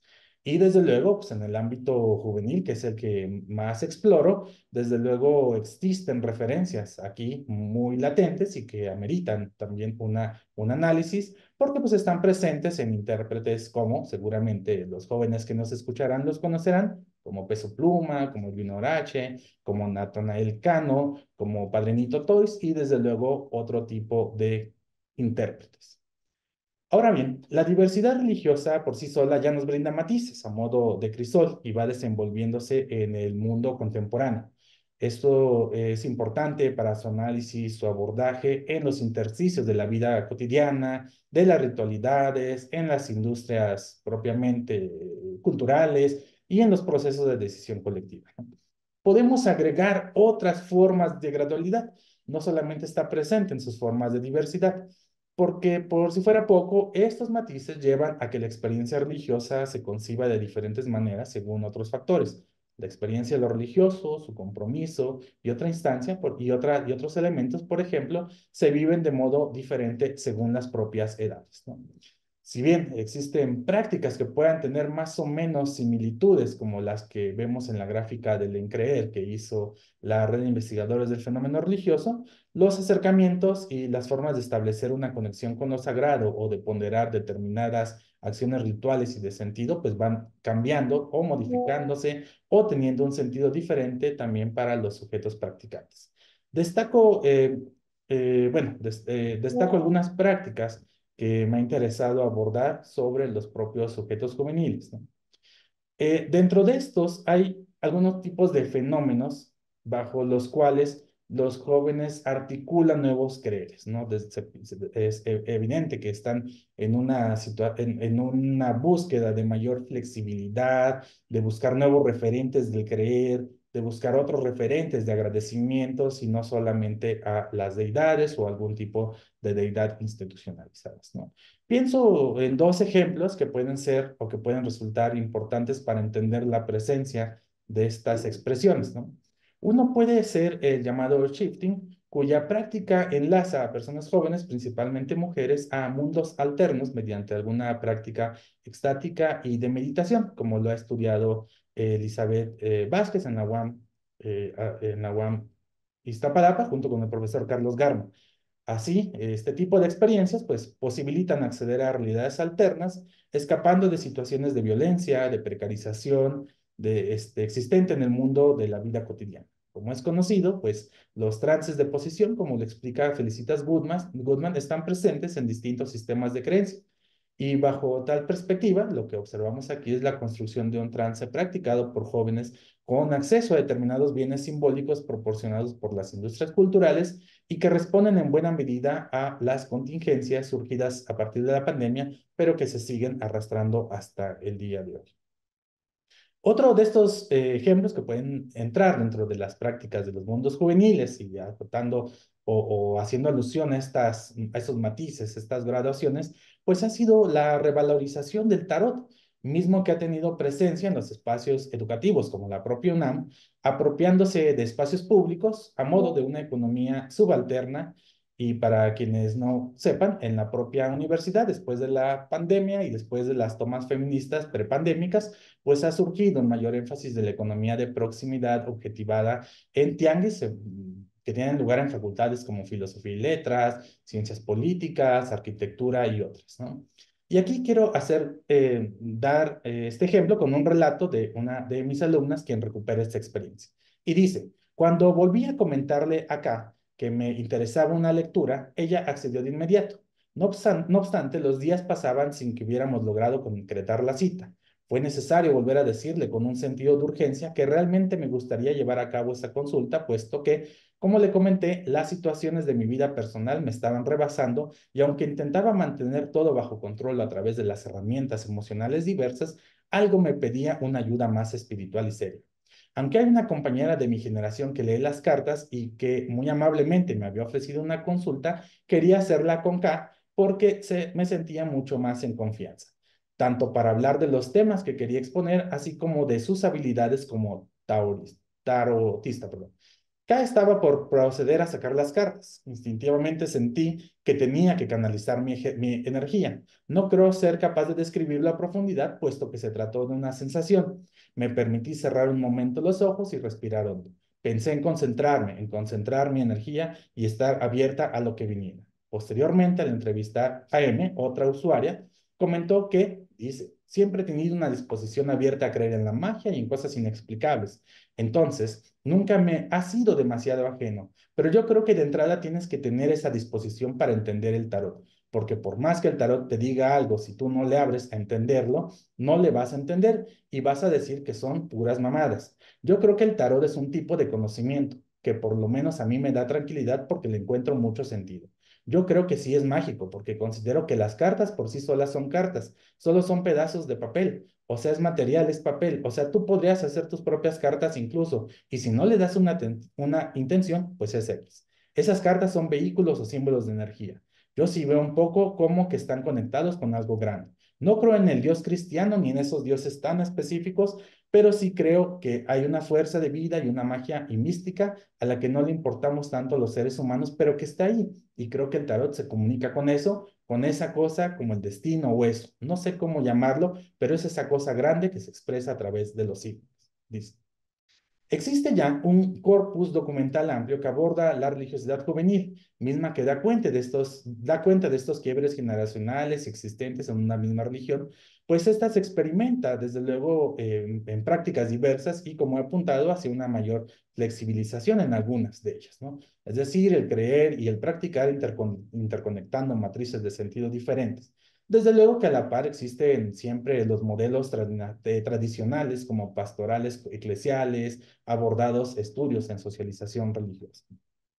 Ahora bien, otro eje que puede atravesar estas graduaciones es en lo que respecta al género. En ello, pocos trabajos hay sobre masculinidades, uno muy reciente, el de Alice Siles, que ahonda en la comunidad mormona y del que hay que decir, pues no se tenían muchos estudios. Desde luego, Carlos Garma, desde las comunidades pentecostales, pues lo ha analizado a través de la música. Pero sobre todo a partir de algunos trabajos que recuperan las experiencias de las mujeres, su papel de liderazgo es que se ha tenido un poco más de conocimiento sobre el tema, como lo hace Cristina Mazariegos. Desde luego, los círculos de mujeres, las espiritualidades feministas en entornos de violencia.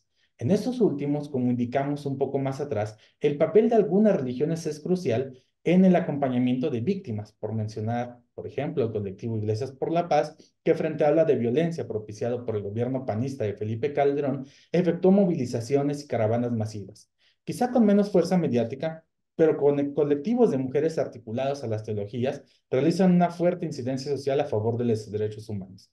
En estos fenómenos de violencia, la expresión de lo religioso, sean espiritualidades o devociones, se vuelve una fuerza de apoyo cuando el Estado ha invisibilizado o, en algunos casos, desestimado tales luchas. En ese sentido, tales pesquisas dan forma, dan cuenta de un cuestionamiento de los roles de género que han superado lo normativo y que de alguna también ven a las mujeres como agentes de lo religioso.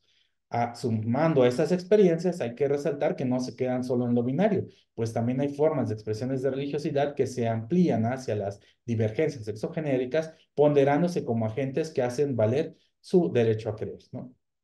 Ahora, de tales matices, desde luego, también se puede pensar que los diferentes capitales llevan a entender que el acceso a los bienes religiosos y el juego al interior del campo religioso, en términos de Bourdieu, pues nos lleva a poder practicar, acceder, tener formas de devoción diferente, a consumirlas y desde luego a ofrecerlas bajo una nueva discursividad. En ello también es importante y suma estas graduaciones, estos matices, el acceso a las tecnologías. También puede ser importante ello, ¿no? No solo porque las propias religiones llevan décadas adaptándose a ellas, también porque el creyente puede acceder a servicios religiosos, a consumos religiosos a través de Internet, ¿no? No sé, leer la carta en el celular, perdón, leer la Biblia en el celular, leer las cartas a través de un proceso, de un chat, por ejemplo, de una videollamada, visitar un santuario mediante un recorrido virtual, leer el horóscopo mediante una aplicación, escuchar música religiosa en redes y desde luego pues, una larga lista. Respecto a las industrias de la comunicación, el fenómeno también se asoma y no es reciente. eh, Fenómenos donde matizan lo religioso y que se presentan desde luego en ciertos contenidos hacia el amplio público, como puede ser el público infantil, y pienso en un ejemplo muy pequeñito de caricaturas como Los Caballeros del Zodiaco, donde pues Chaka de Virgo fue entrenado por el mismísimo Buda, y en otro tipo de también industrias de entretenimiento, como lo que hacen los estudios Gilby, donde incorporan referencias de mitología en los animes, como ya lo ha señalado Elena Gil. Y quiero leer una pequeña cita de esto. Ella dice, series clásicas de la animación japonesa, como Los Caballeros del Zodiaco, no dudan en mostrar elementos relacionados con el budismo. Así, en Los Caballeros del Zodiaco, el personaje Shaka de Virgo es discípulo directo del mismo Buda. A su vez, Shiva de Pavo Real fue entrenado a través de la meditación, siguiendo la tradición del budismo zen que impera en Japón.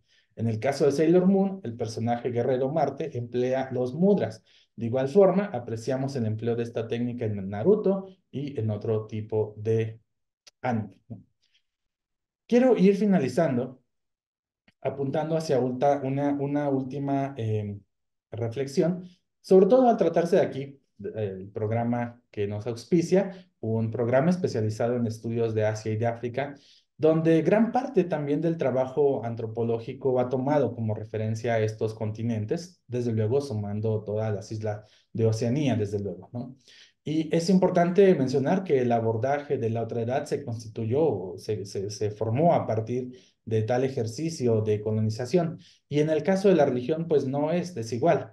Nuestra subdisciplina, la antropología de la religión, emana de muchos casos y de muchos estudios en el sur global, de África en particular, ¿no? Es por ello que creo que este espacio es loable y que agradecemos pues mucho la posibilidad de presentar algo aquí, porque nos brinda también una buena oportunidad para repensar la manera en cómo se han constituido estos fenómenos y cómo se van repensando algunos conceptos de la propia antropología de la religión, justamente en un espacio donde tiene lugar pues el reflexionar y el ver otras latitudes. Muchas gracias. Ay, Ariel, muchísimas gracias. Fue muy interesante tu presentación. Me encantó, pues, esta muestra que nos haces de la diversidad de las prácticas, ¿no? Que se llevan a cabo en nuestra sociedad, que como decía al principio, a veces, pues, uno se encierra en el entorno, ¿no? Y tienes como mapeadas tres cosas, pero luego entonces entiendes que hay una diversidad inmensa y que aparte, como bien mencionabas, con Hatsiri, por ejemplo, pues nos empiezan a desvelar desde esta aproximación antropológica la existencia de religiones pues como el Islam, ¿no? En nuestro territorio, que de repente, bueno, en una concepción popular, nada tiene que hacer con nuestra propia historia, ¿no? Entonces, como estos enclaves o el budismo mismo, ¿no? Que se ha puesto de moda con el yoga y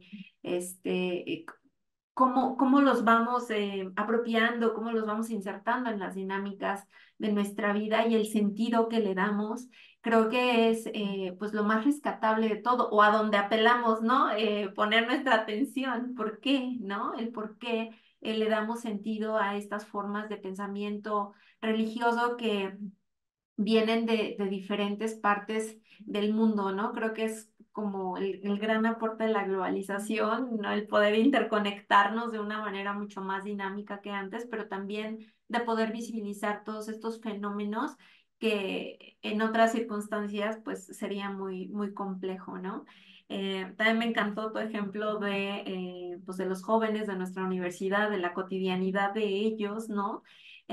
Que me dejó pensando mucho en lo que yo estudio, que al final acaban en lo mismo, ¿no? Esta necesidad de encontrarle un sentido y una razón a su existencia y al cómo lograr desenvolverse dentro de ella, pues de la mejor manera y sobre todo apelando a un espacio de paz, ¿no? Que también esto nos habla mucho pues, de la sociedad y de las características que tiene nuestra sociedad en torno a la violencia, ¿no? Entonces, bueno, me parece sumamente interesante y, y pues bueno, agradecerte por participar con nosotros, ya estaremos trabajando en muchas otras cosas, espero a futuro.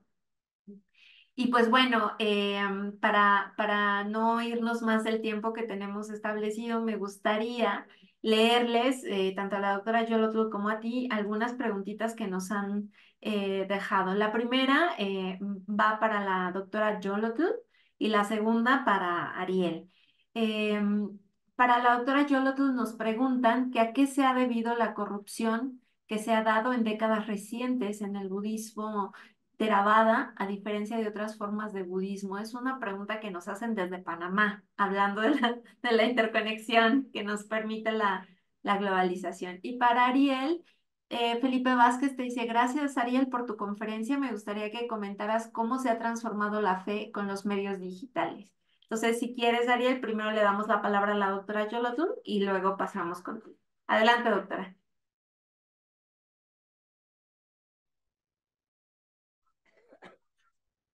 ¿Por qué se ha dado la corrupción Sí, en es la aquí India? se debido a la corrupción que se ha dado en décadas recientes en el budismo Theravada, a diferencia de otras formas de budismo. No, corrupción exactamente no se ha dado en el budismo. Lo que se ha dado más bien es una agresión, una defensa de lo que ha estado sucediendo con el budismo. O sea, eh, tanto en el sureste de Asia como bueno, también Sri Lanka,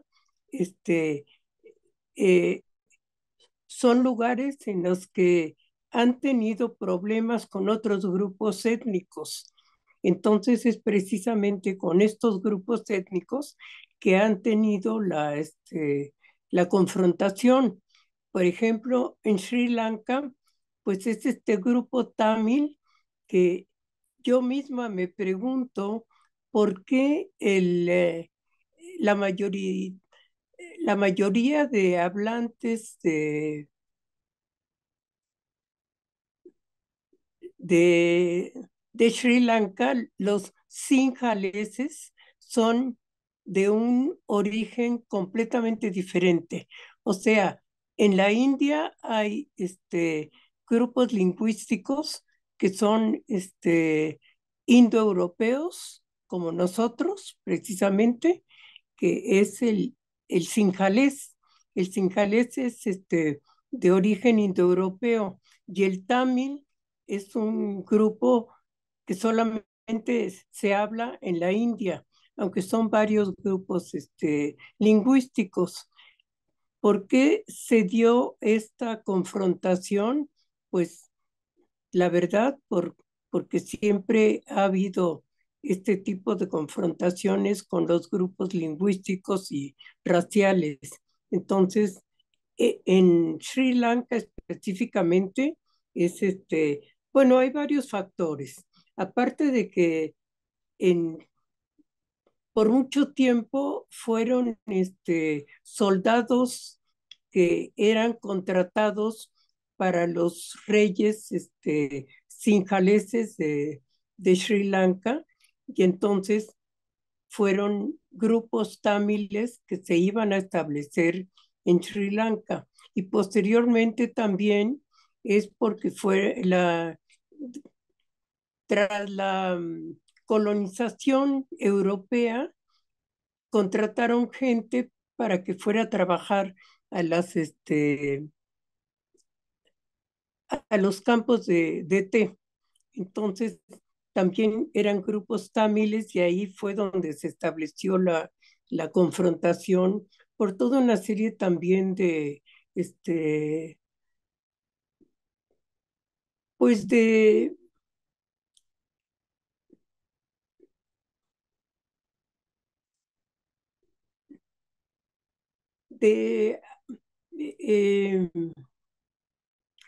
que le dieron los gobernantes, sobre todo los gobernantes extranjeros, les dieron ciertas facilidades precisamente a los tamiles. Entonces eso no le gustó a los sinjaleses y ahí se estableció una controversia religiosa también. Pero todo esto se ha dado también en el sureste de Asia, en el resto del sureste de Asia, de que hay grupos, bueno, también por la agresividad de los musulmanes. Últimamente mencioné nada más que había habido una agresión de los grupos musulmanes en Bali. En Bali hubo la explotación de una bomba, ¿no? Entonces, pues están como que los grupos, tanto los budistas sobre todo, porque ya hay pocos hindús, pero están con el temor de que vayan a entrar los musulmanes y la verdad le tienen miedo a los musulmanes, como en parte yo le tendría.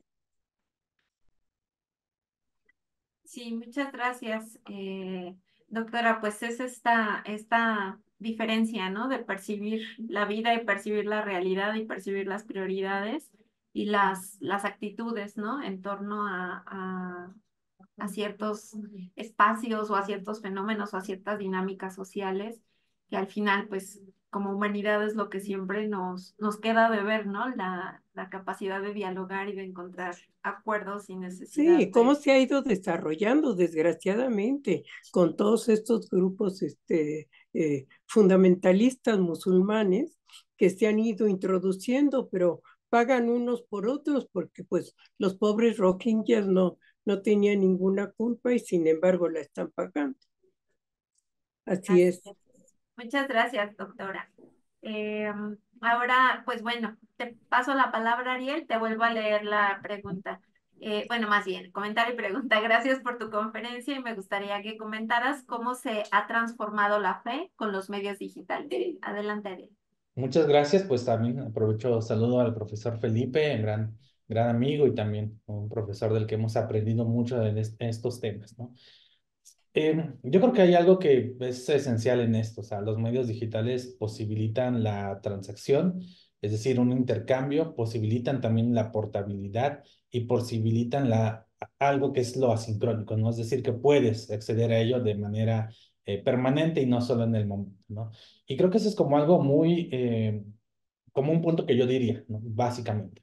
Es decir, que la experiencia de la fe, la experiencia de lo religioso ya no está situada solamente en un lugar, en una presencialidad física, sino que ahora puede tener estas otras connotaciones, ¿no?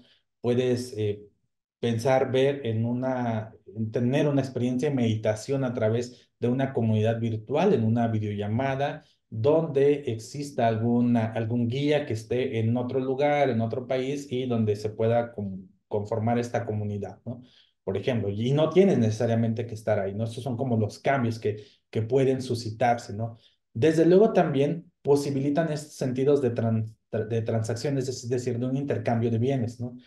Pienso, por ejemplo, en podcasts de gente que las ha aprovechado, sobre todo de comunidades eclesiales que han aprovechado estos mecanismos para poder, bueno, no mecanismos, pero que han aprovechado estos espacios de la virtualidad para poder propiciar formas de intercambio.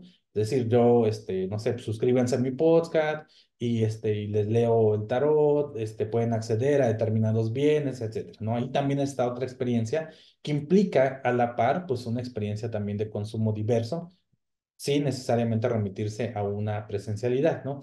Y desde luego en la comunicación, ¿no? Es decir, en la manera en que se van transmitiendo determinados mensajes, ¿no? Quizá lo que más he visto, porque me interesa ver el tema juvenil, pues son estas comunidades en TikTok donde muchos jóvenes, no solamente de iglesias católicas, cristianas, sino también de otro tipo de devociones, aprovechan los espacios para poder mostrar, no quisiera decir como enseñar o generar una didáctica, pero sí mostrar cómo es su experiencia religiosa.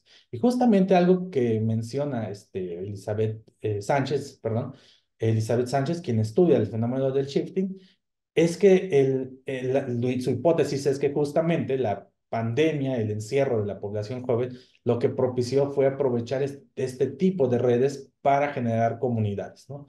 Entonces yo creo que en ese sentido, en la interconexión, en romper con la presencialidad, en la portabilidad también, por ejemplo, y donde ya podemos sumar pues unas cosas más, ¿no? La propia música, y ahora no es, ya es portátil también, etcétera. Y ahí es donde está la experiencia de lo religioso, donde ahora ya no basta o ya no es nada más el hecho de que tengas que ir a un concierto devocional para poderte sentirte en conexión con Dios, porque si tú te pones tus audífonos y pones la música, un culto, una devoción, devoción, pues puedes tener esa experiencia en una meditación quizá un poco más individual.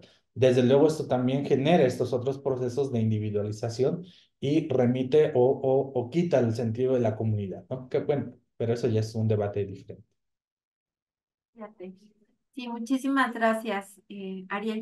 Yo coincido obviamente con lo que mencionas. Al final, esta capacidad de interconexión que nos permite este nivel, como menciona Jiménez, supraterritorial, ¿no? Ya no tenemos que hacer contacto con la tierra para poder contactar con seres humanos.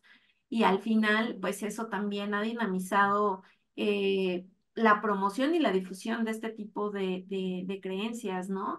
O incluso hasta de contenidos, porque ahora hasta con caricaturas y cosas así se acercan a los pequeñitos para poder popularizar, ¿no? Sus propias religiones o sus propias formas de percibir al mundo religioso. Entonces, pues bueno, estamos ya al borde de las 6 y no me queda más que agradecerle a todos los que estuvieron presentes, escuchándonos, a nuestros ponentes, a la doctora Yolotl, a Ariel, al maestro Ariel, a la doctora Rebeca Maldonado, por haber estelarizado, digamos, esta primera sesión de nuestro curso que esperamos que atraiga muchísima gente. El próximo jueves tenemos la sesión informativa, también a las 4 de la tarde. Pues lo pueden ver también por la página de Facebook del Programa Universitario de Estudios sobre Asia y África. Y allí estaremos ya quienes estén interesados dando detalles particulares sobre el curso después de una presentación que les haré. Pues muchísimas gracias una vez más a ambos y a la doctora Rebeca, que ya tuvo que partir a una clase. Pero pues nada, muchísimas gracias. Gracias a todos por estar y gracias a todo el equipo del PUEA que hace pues posible estas transmisiones y estos diálogos. Muchísimas gracias y buenas tardes.